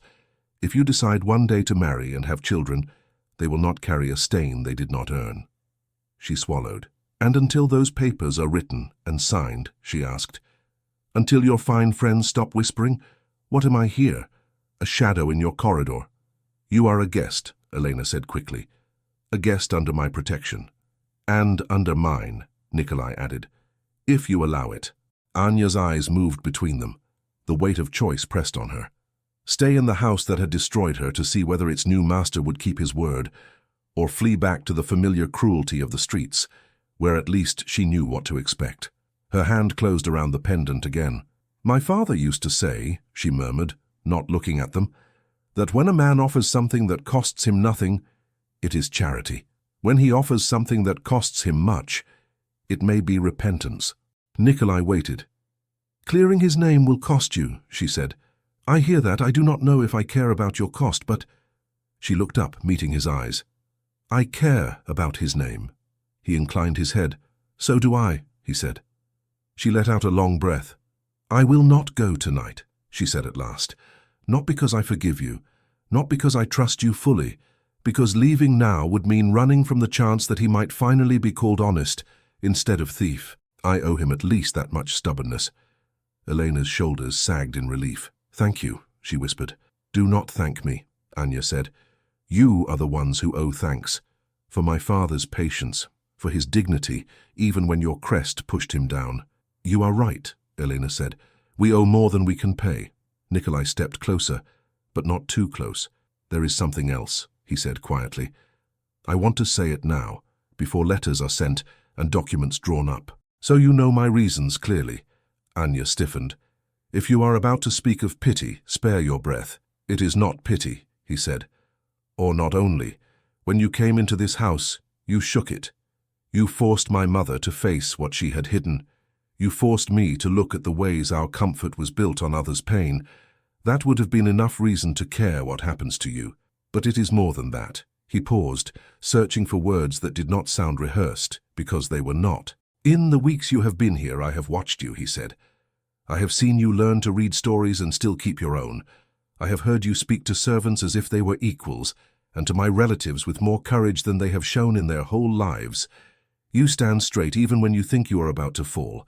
You argue with me as if I were not a count but a man you can demand answers from. I am grateful for that. I find myself waiting for your voice when a room is too quiet. Anya blinked quickly, as if dust had entered her eyes. Do not dress this in fine words, she said. I am not one of your society ladies. I am not, he said. I am only trying to tell you, plainly, that I have come to care for you, not as a duty to my conscience, not as a symbol I must guard. As yourself, as Anya. Her lips parted, but no sound came. I know this is the worst possible moment to say such a thing, he went on. You have every reason to doubt me. You hear my name and feel the weight of what it has done. But my name can do other things. I would like, if you ever allow it, to give it to you in a way that binds us, not as debtors and creditors, but as partners. Her eyes widened. You speak of marriage, she said, almost disbelieving. Yes, he said, one day, not today, not tomorrow, when your father's name is cleared, when you are free to say no without fear of losing shelter. Only then would I ask for your hand. Until that day, I will ask only this. Let me prove, by what I do, that my feelings are not a passing sentiment. Anya stared at him as if he had stepped out into the snow without a coat. Do you hear yourself? She asked. A count, offering marriage to a girl who stole crusts from gutters? You did not steal them, he said. They were thrown away. You rescued them. She gave a shaky laugh that turned quickly into something like a sob. This is insane, she whispered. Yes, he agreed softly. But perhaps it is the only sane thing I have said in years. Eleanor watched them, her hand pressed to her heart. I do not expect an answer, Nikolai said. Not now, perhaps not for a long time. Say what you must, call me what you like, but do not think this is a gesture of guilt. It is not. If guilt were all I felt, I would build you a house across the city and send you there, safe and distant. I do not want you distant. I want you where I can hear your steps in the corridor. Anya's throat worked. She looked at his face, searching for mockery, for performance. She found only earnestness and a strain that matched her own. You offer too much, she said. I cannot even imagine that world. Standing beside you at a table, people bowing to us both. It feels like a story in one of your books. One that ends badly when the girl wakes up. Then do not imagine the table, he said. Imagine sitting at the same window with 2 cups of tea and arguing about some small thing. Imagine deciding together how to use whatever money we have to help someone who is where you were. Imagine being able to lay your head down at night and know that no one can throw you out unless they throw us both. She closed her eyes as if the image hurt and soothed at once. You do not know what you're asking, she said. If you tie yourself to me, your world will never let you forget it. They will call you foolish. They will call me unworthy. They already do, he said simply. Their opinion will not change my mind. And if I say no, she whispered, if when the time comes I cannot step into that light, if I choose a life away from this name, even if you have cleaned it a little, then I will respect that, he said. I will grieve, because I am human, but I will not take back what I promised your father in my own heart, that his name will be cleared. That will stand whether you stay or go. She opened her eyes again, full of storms and questions. I cannot answer you, she said. Not about this. My head is full. My heart is not ready. I know, he said. I do not even know who I am yet, she said. Street girl? Clerk's daughter? Guest? Future charity wife? I need time to decide which voice inside me is the true one. Take all the time you need, he said. He stepped back then, giving her space. Elena exhaled slowly. For now, she said gently, let us agree on one thing. We will seek the truth about Mikhail Sokolov. We will write it down where the lie once stood. We will sign our names to it. The rest will come as it must. Anya nodded, tears slipping silently down her cheeks. I want to be there, she said. When they write it, when they read it, I want to hear someone in this city say, Mikhail Sokolov, and follow it with honest man. You shall, Nikolai said. She looked at him, then at Eleanor. Then I will stay, she said slowly. Not as a future anything. not as your ornament, as his daughter, as witness. Eleanor stepped forward and, very carefully, opened her arms. "May I?" she asked. For a heartbeat, Anya hesitated. Then she stepped into the embrace. Elena's arms were gentle but firm. Anya stiffened, then let herself lean, just a little. "I am sorry," Elena whispered into her hair. "For everything I did, for everything I failed to do." "I know," Anya said, her voice muffled. "Do not say it again. Say it to him when you pray." "I will," Eleanor promised. When they parted, Anya wiped her eyes with the back of her hand. "I'm tired," she said. "Not from walking, from thinking. You have had a lifetime of weight placed on you in one evening," Nikolai said. "Rest. Tomorrow we begin the work." "What work?" she asked. "Speaking to the priest who once knew your father," he said. "Finding the places where your father's name was blackened, drafting letters, summoning our steward to show you the records. You will not be a bystander. You will see every step." She nodded slowly, a fragile determination settling over her. "All right," she said. "If I am to rise from the snow, I want to know exactly where I was lying." Eleanor managed a small smile. "Spoken like a true fighter," she said. "Spoken like my father," Anya replied. They stood there for a moment. 3 lives tangled by past choices, bound now by a shared vow. Outside, the snow fell softly against the windows, quieter than before. Inside, though nothing had yet changed on paper, something essential had shifted. A lie had been named, a promise made, and a feeling confessed, not answered but not rejected. For the first time since she had lost her family, Anya went to bed under a roof that had once cast her out, and whispered to herself, before sleep took her, that tomorrow might not be a repetition of yesterday. Winter did not leave at once. It clung to the city in thin layers, turning streets to slush and breath to mist. But inside the Orlov house, something warmer had begun. Days fell into a new pattern. In the mornings, Anya sat with Nikolai and Elena at the long table that had once seemed forbidden to her. The servants still glanced at her with curiosity, but there was less fear in their eyes, less suspicion. They brought her tea not as to an intruder, but as to someone who belonged. After breakfast, the work began. Letters were written, names were listed. Old ledgers were laid out like maps of past sins. Nikolai spread papers across the study table. "Here," he said, tapping a column, "this is the sum your father was blamed for. Here is where it truly went. This and this are Lebedev's handwriting. We will show it to the merchant houses and to the priest who knew your father. We will not leave them room to say they are not sure." Anya stood beside him, arms folded, peering down. "It looks so small," she said. "All that pain, and it comes down to a few lines of ink." "Small lines," he said. "Long shadows." "And your father's signature," she murmured, touching the bottom of a sheet without quite letting her finger rest on it. "Yes," he said. "We will not pretend it is not there. We will simply write the truth beside it." She looked at him. "And if they refuse to listen," she asked, "if they say, 'It is done, let it lie'?" "Then we knock louder," he replied. "If they still refuse, we print it. We have friends who will help us send it beyond those doors." "You will make yourself unpopular," she said.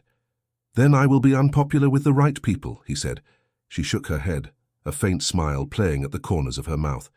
"You are either very brave," she said, "or very foolish." "Both, probably," he answered. Elena watched them from the armchair by the fire, her knitting forgotten in her lap. "You sound like 2 conspirators," she said. "Careful you do not overthrow the entire city while you are at it." "Just a small part of it," Nikolai said. "The part that prefers lies." "An ambitious plan," Elena murmured. "Do not forget to eat while you are at it." They did not overthrow the city, but they shook it. The first to be told was the priest who had once given Mikhail Sokolov small jobs around the church after his dismissal. They went to see him one crisp morning, all 3 together, the air cut at their faces. Anya pulled her shawl tighter around her shoulders as they stepped into the modest chapel. Candles flickered on a worn altar. The priest, Father Alexander, recognized Elena at once.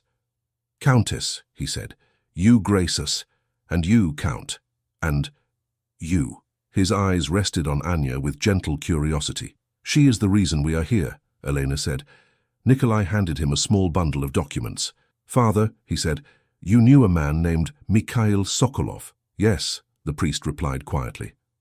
A good man, a tired man, a man the world did not treat fairly. We have proof now, Nikolai said, that he did not steal from our house. The accusation was false. We ask you to read this, and then we ask you to say what you know, not only to us, but to those who closed their doors to him. The priest's brows lifted. After so many years? He asked. Years or not? Anya said, finding her voice. My father lies under the earth with a lie on his name. I cannot leave him there like that. The priest looked at her more closely. You are his daughter, he said. Yes, she said. Anya Mikhailovna Sokolova. He smiled sadly. You used to sit on the steps and count the candles, he said. You were very small. I count numbers in ledgers now, she said, and wrongs. He took the papers and read. His lips moved silently over the lines. When he finished, he crossed himself. I believed him when he swore he had not stolen, he said. I always did. But I am glad to see the proof. I will speak, to whoever asks me and to some who do not. Thank you, Anya whispered. I should have done more then, the priest said. I gave him work, but I did not challenge the men who closed their doors. I was cautious. Forgive an old man's cowardice. You taught us to pray, Anya said. That is something. Not enough, he murmured, but perhaps it is not too late to add a little courage. The next steps were harder. Letters went out under the Orloff seal to merchant houses and noble estates, to the house of Rozanov, to the house of Karolin, to the Board of Trade. Each letter carried the same message in careful script. Years ago, at the order of Count Ivan Orloff, a warning was sent concerning a clerk named Mikhail Sokolov. It accused him of theft and urged you not to employ him. We now have proof that this accusation was false. The discrepancies in our accounts were caused by another clerk, Viktor Lebedev. His alterations were mistaken for corrections. In haste and pride, my father chose the wrong man to bear the blame. I, Count Nikolai Ivanovich Orloff, revoke that warning. I declare that Mikhail Sokolov was innocent of the charges laid against him. I ask that his name be cleared in your records. Signed, Nikolai Ivanovich Orloff. Some responses were swift and sincere. One merchant wrote back, We always suspected there was more to the tale. We regret that we trusted the warning without question. Please accept this letter as a formal correction. We will add it to our books. May his soul rest easier. Others were slower. Some never replied. That is all? Anya asked one afternoon, pacing the study as Nikolai sorted replies. A few lines on new paper? How can that weigh as much as the doors that were shut? It cannot, he said. But it is more than there was. And we have one more thing to do. What? She asked. Call them here, he said. The ones who mattered most. The steward, Father Alexander. A few men who sit on committees and love the sound of their own voices. Let them hear it spoken. Let them see your face. You want to parade me, she said warily. I want to give you a voice where your father had none, he replied. You may say as much or as little as you wish. I will not force you. But I would like to stand beside you when his name is read clean, not only on paper but aloud. She thought of her father's shoulders, bent under weight he had not earned. She thought of the day they left the Orloff service, her small hand in his head bowed. All right, she said, call them. They came on an afternoon when the light was thin but steady. The small salon had been arranged with more chairs than usual. There was no tea service, no pastries, only a lectern with papers upon it. Even the steward stood in the corner, hands clasped, face pale. Father Alexander sat near the front, hat in hand. Two members of the trade board, men with heavy coats and heavier expressions, murmured to one another. Prince Sergei came as well, more out of wary curiosity than support. What is this about? One board member asked. Your letter was unusual. You will hear in a moment, Nikolai said. Elena sat in her usual chair, Anya beside her. Anya's hands were cold, but she kept them still in her lap. Nikolai walked to the lectern. His back was straight, his voice clear. Years ago, he began, my father dismissed a clerk named Mikhail Sokolov for alleged theft. Many of you heard of it. Some received letters warning you against employing him. Today, I stand here to say publicly that those letters were wrong. The room shifted. Sergei's eyes narrowed. Nikolai continued. Evidence recently reviewed shows that the discrepancies in our accounts were caused by another, Viktor Lebedev, who concealed his actions by altering figures. Mikhail Sokolov's only fault was that he worked in the same room as a dishonest man and a proud one. A faint, uncomfortable laugh flickered and died among the listeners. My father, Nikolai went on, was quick to defend the honor of our house. In his haste, he chose the wrong man to condemn. He did not permit himself or others to question that choice. Mikhail Sokolov lost his position, his reputation, and, in time, his life under that shadow. He picked up a page and held it up. This is the original dismissal statement, he said. It bears my father's signature. It calls Sokolov a thief. It commands that his name be shunned. It is a lie. The words fell heavy. Here, he said, taking another paper, is the new statement. It bears mine, he read. Mikhail Sokolov was unjustly accused and dismissed from the service of the House of Orlov. The irregularities in the accounts for which he was blamed were caused by another clerk, whose guilt is now established. The House of Orlov publicly clears the name of Mikhail Sokolov. Any warning previously issued against him is hereby revoked. His memory deserves honor, not suspicion. He set the page down. I ask you, he said, looking at each man in turn, to add this to your records. Where there is a note of his supposed theft, add this correction. Where there is a mark against his name, cross it out. Do not let the lie stand one day longer than it must. The first board member shifted.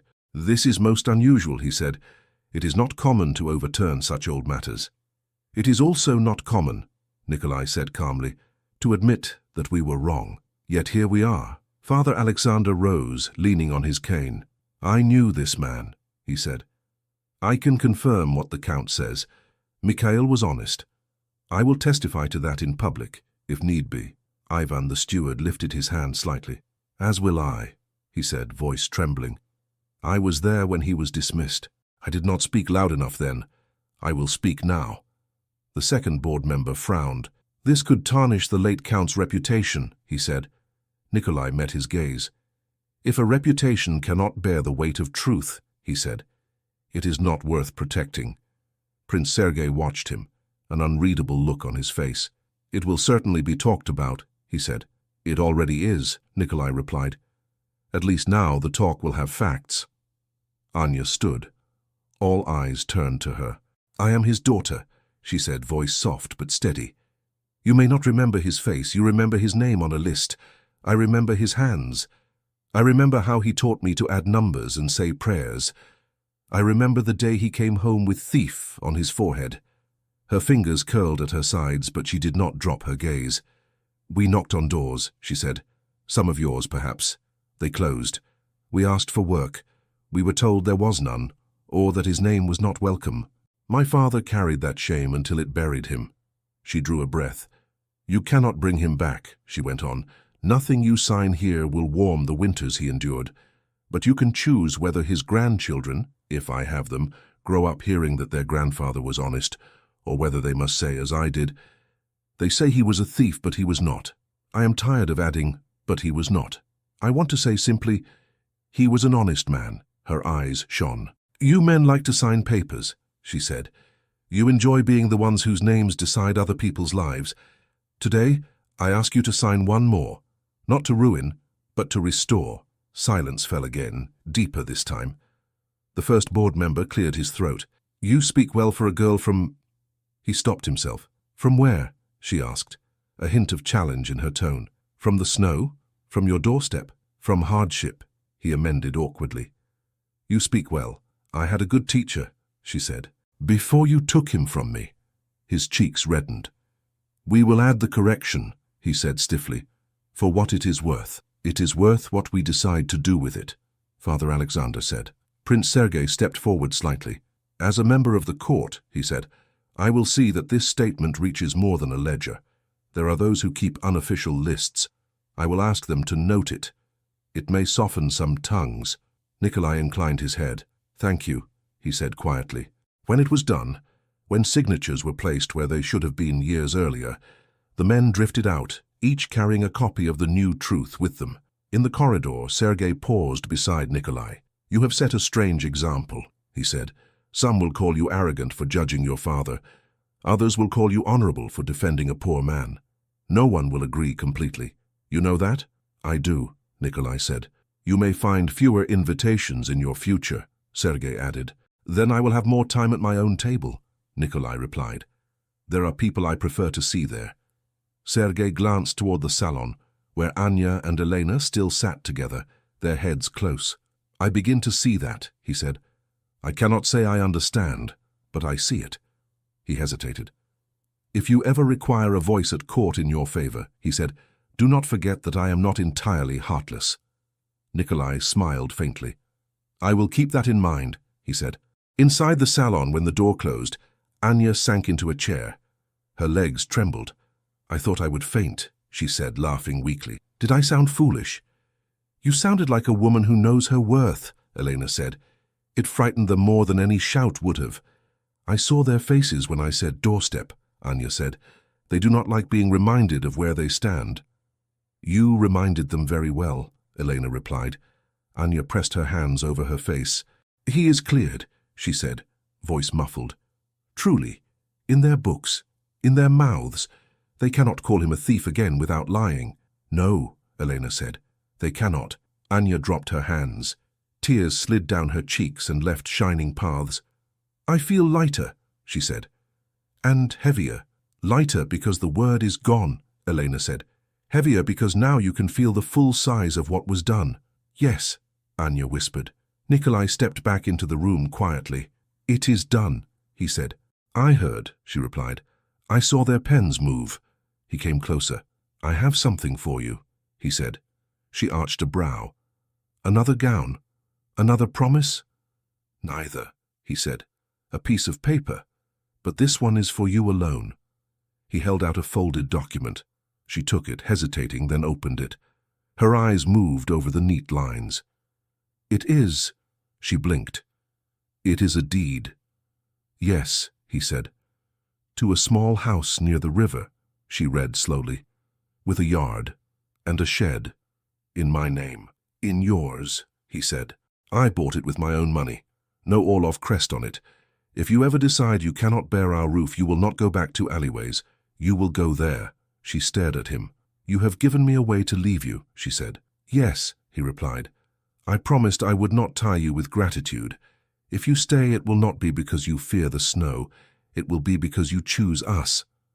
She swallowed hard. You are a strange count, she said. Most men build walls to keep people. You build doors to let them go. I have learned that keeping someone by force is a poor foundation, he said. I would rather you stand beside me freely. She looked at the deed again, then folded it carefully. Thank you, she said, for understanding that I needed this. You are welcome, he said. The days that followed felt different. Anya walked the halls with a new straightness in her spine. She laughed more easily. Sometimes when a servant called her Miss Sokolova, she smiled instead of flinching. One morning she found Elena and Nikolai in the small breakfast room, bent over another set of papers. What do you plot now? She asked, sitting down. Not a plot, Elena said. A plan. For what? Anya asked. For a place, Elena replied, where girls like you once were can come before they reach the snow. A warm room, food, lessons, one near the river, perhaps. A shelter, Anya said. A house of rest, Nikolai suggested. You can name it what you like. Anya looked between them. You wish to make a monument, she said slowly, to what your house did to mine. No, Nikolai said. We wish to make something living, a place of repair, not of memory only. And you would put your name on it, she asked. House of Orlov. No, Elena said firmly. We would put his, Mikhail Sokolov's house, or something like it. Let the city come to associate that name with help, not hurt. Anya's throat tightened again. You keep handing me pieces of the world, she said. It is a lot to hold. You do not have to hold them alone, Elena said. We will carry them with you. Do you like the idea? Nikolai asked. If you do not, we will find another way to honor him. I like it, Anya said. I like the thought of someone walking in there cold and hungry and hearing my father's name as a welcome instead of a warning. Then we will begin, Elena said. There is much to do before spring.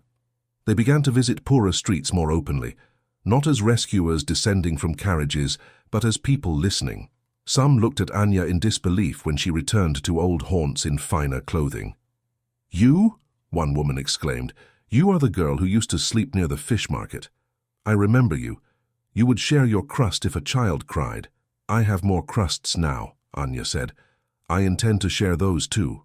Word spread of a house being prepared near the river, of a name being cleared, of a count who did not hide from his father's mistakes. Gossip flowed in other circles as well. Some said Nikolai had gone mad, others said he was aiming for sainthood. A few, very quietly, said they were relieved someone had finally done what they themselves had only thought of. Through it all, Anya and Nikolai's paths intersected in small, steady ways. They walked together to the nearly finished house by the river, where builders hammered and laughed. "This room will be for sleeping," Anya said, pointing. "There must be enough beds, and no one can be turned away if they smell of the street." "Agreed," Nikolai said. "This room," she went on, "will be for learning, letters, numbers, not just for children, for anyone. And here," he suggested, "a kitchen. Always a pot on the stove." "Yes," she said, "always." They stood once in the yard, mud clinging to their boots, the river cold and grey beyond the fence. "Do you see it?" he asked. "What?" she said. "Your father's name on the door," he answered. "Not as an apology, but as a promise." She closed her eyes a moment. "I see it," she said. At night, in the Orloff house, they often found themselves in the same room without meaning to. "Do you ever tire of my voice?" she asked him once after a long discussion about whether the shelter should accept men as well as women. "Not yet," he said. "If I do, I will let you know." "And if you tire of mine?" he added. "I already have," she said. He looked startled. "I am joking," she said, and laughed.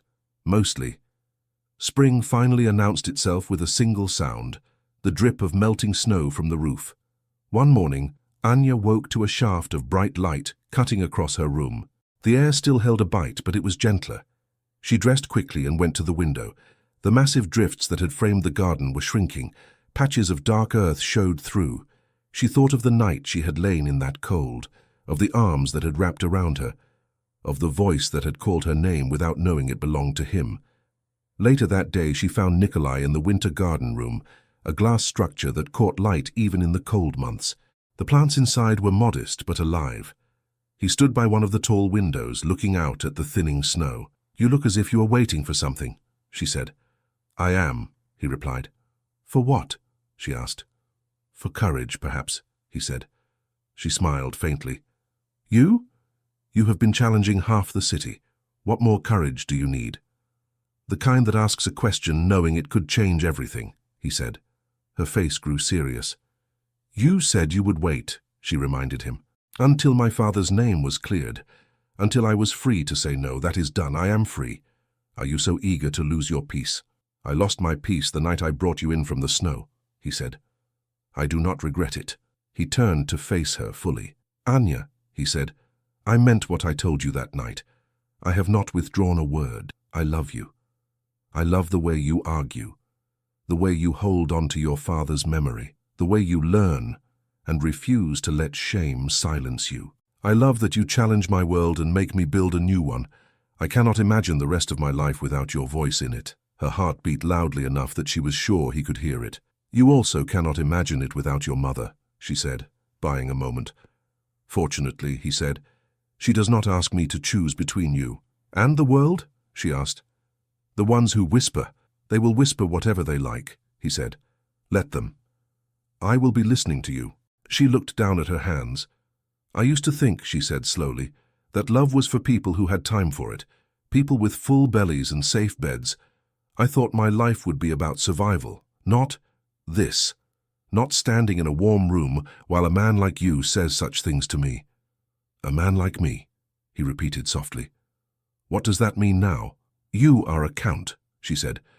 "You carry a name that opened and closed doors. I carry a name that was almost crushed under it.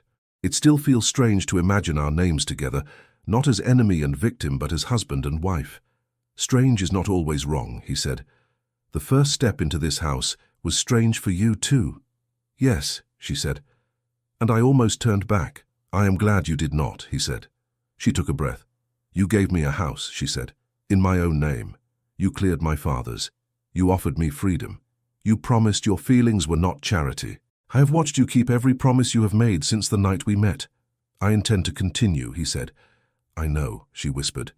She lifted her gaze to his. "I asked myself," she went on, "whether I could join my life to yours without feeling as if I were accepting alms, without feeling as if I were erasing my father in your shadow. Today, after hearing his name spoken clean in this city, I know the answer." "What is it?" he asked, his voice very quiet now. "The answer is yes," she said. For a moment he did not move, as if he wanted to be certain he had heard correctly. "Yes," she repeated, a small, almost incredulous smile curving her mouth. "I will marry you, if you still wish to marry me. Not because I owe you, not because I have nowhere else, because I choose you, because when I think of my future, your face is there." The tension left his shoulders in a rush. A light came into his eyes that she had not seen before, bright and unguarded. "I still wish it," he said. "More than ever." He took a step toward her, then another, stopping close enough that she could see the rapid rise of his chest. "May I?" he asked, holding out his hand. She placed hers in it, without hesitation. His fingers closed gently around hers, warm and steady. "You realize," he said, "this will cause a scandal. Then let us give them something worth talking about," she replied. He laughed, the sound low and full. "Spoken like a true Orlov," he said. "Spoken like a Sokolova," she corrected. "Spoken like both," he amended. He lifted her hand and, with a reverence that made her throat tighten, pressed his lips to her knuckles. It was not a grand, theatrical gesture. It was simple, tender, and it made the room seem suddenly very small and very important. "Thank you," he murmured against her skin, "for trusting me, for trusting us." "It is not easy," she said honestly, "but it feels right." He released her hand, only to take both of hers. "We will speak to my mother," he said, "though I suspect she has been waiting for this more eagerly than either of us." "You think she will approve of her son marrying a former street girl?" Anya asked. "I think," he said, "she will approve of her son choosing with his heart instead of with his title, and of her daughter-in-law choosing him with clear eyes." Elena did approve. She cried. She laughed. She called for more tea and for Pavel and for the old silver that had belonged to her grandmother. "I knew," she insisted, wiping her eyes. "I saw it in the way you argued about everything from books to blankets." She took Anya's hands. "May I call you daughter?" she asked. "You may," Anya said, surprised at how easy the answer came. The wedding, when it took place, was not large. There were no towering cakes, no endless lines of carriages. There were flowers, simple and fragrant. There was music, played by a small quartet who knew more folk tunes than waltzes. There were few nobles, some curious, some genuinely happy. There were also faces from the streets, from the church, from the nearly finished shelter by the river. Father Alexander performed the ceremony in the chapel attached to the Orlov house. His voice carried warmly as he asked the ancient questions. "Do you, Count Nikolai Ivanovich Orlov, take this woman Anya Mikhailovna Sokolova to be your lawful wedded wife, to share with her all that you have, to support and cherish her, in fortune and in hardship?" "I do," Nikolai said, looking only at her. "Do you, Anya Mikhailovna, take this man, Nikolai Ivanovich, to be your lawful wedded husband, to share with him all that you are, to stand beside him in joy and in sorrow?" "I do," she replied, her voice steady, her eyes shining. When he told them they might seal their vows with a kiss, Nikolai hesitated half a second, as if asking silently. Anya lifted her chin in answer. He bent and kissed her, gently at first, then with a warmth that made the candles waver in her vision. It was a promise, not a display, a meeting, not a claim. The guests clapped. Someone cheered. Lydia, watching from a pew, dabbed at her eyes despite herself. Prince Sergei shook his head with a small, resigned smile. "They will turn the world upside down, those two," he murmured. Elena sat in the front row, handkerchief pressed to her lips. Joy and regret mingled on her face. "Your father would have grumbled," she whispered to the air, "and then, I think, he would have been proud." Afterward, in the small reception, voices filled the house. Not the cold gossip of distant relatives, but the warm chatter of people eating, laughing, remembering. Anya moved among them with a lightness that surprised even her. She spoke to old women who had once given her crusts, to children who stared at her with wide, hopeful eyes, to merchants who now greeted her with respect. "You are truly a countess now?" one of the boys asked. "I am Anya," she said. "The rest is decoration." "And the house by the river?" an older woman asked. "Is it really for us?" "It is for anyone who needs it," Anya said. "It will open soon. You will smell the soup from 3 streets away." "And the name?" the woman pressed. "Will it be Orlov's house?" "No," Anya said. "It will be called Mikhail's house, after my father." "And your husband agrees?" the woman asked, eyes gleaming. "He insisted," Anya replied. At the edge of the room, Nikolai watched her, love clear in his face. "Go," Elena murmured at his side. "Your wife is conquering the room without you." "I am admiring her technique," he said. He crossed to Anya, sliding easily into her conversation. "You will make people expect too much from that house," he said lightly. "They will be disappointed if the soup is anything less than miraculous." "Then we must hire a miraculous cook," she replied. "Or you must teach me to cook," he suggested. She laughed. "You," she said, "in an apron. The city would collapse." "Let it," he answered. "We will build it again with better recipes." As the celebration wound down and guests drifted away, the house grew quieter. The candles burned lower. Anya and Nikolai slipped away to the winter garden room, now filled with the faint scent of green things. The snow outside had retreated to small piles, stubborn in the shadows. "It is strange," she said, standing close to the glass, "to think that a few months ago I was lying in that snow. Now I stand here like this." "Like this," he repeated, his hand finding hers. "Beside me. My wife." She smiled softly. "Say it again," she said. "My wife," he said. "You, Anya Mikhailovna Sokolova-Orlova. The name is a mouthful. We will make the city learn it." "First I must learn it," she said.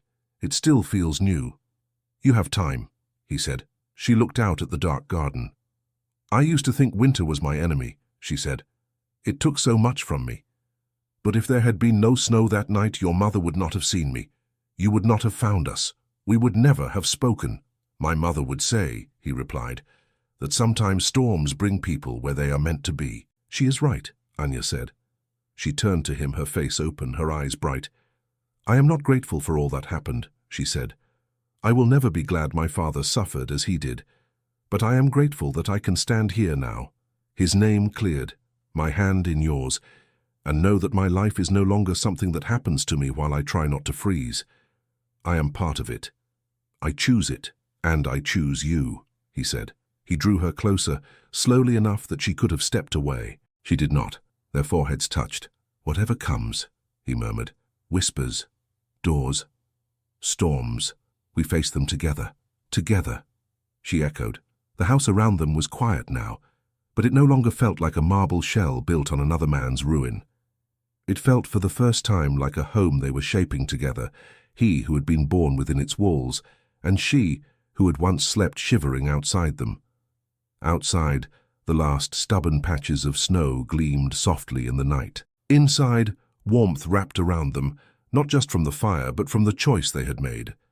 From that night on, whenever Anya passed the place in the street where she had once lain, she no longer saw only a girl curled against death. She saw also the image of a carriage stopping, a mother kneeling in the snow, a son rushing to help, and a thread of mercy that had led her, step by step, to this moment. She would smile, pull her shawl close, and walk on, not away from the past, but forward, arm in arm with the man who had chosen to turn his family's shame into a path toward justice and love. Thank you so much for listening to this story all the way to the end. We hope it moved you as much as it moved us while telling it. We'd love to hear your thoughts. Leave us a comment telling us where you're listening from and what you liked the most. Rate this story from 0 to 10. What score would you give it? If you enjoyed this story, don't forget to subscribe to the channel and leave a like as a show of support. That really motivates us to keep creating and sharing more stories full of emotion and life lessons. And before we go, we want to remind you that an exciting and heartwarming story recommendation will appear on the final screen. If you'd like to enjoy it, just click on the video. Thank you once again for being here, and we'll see you in the next story.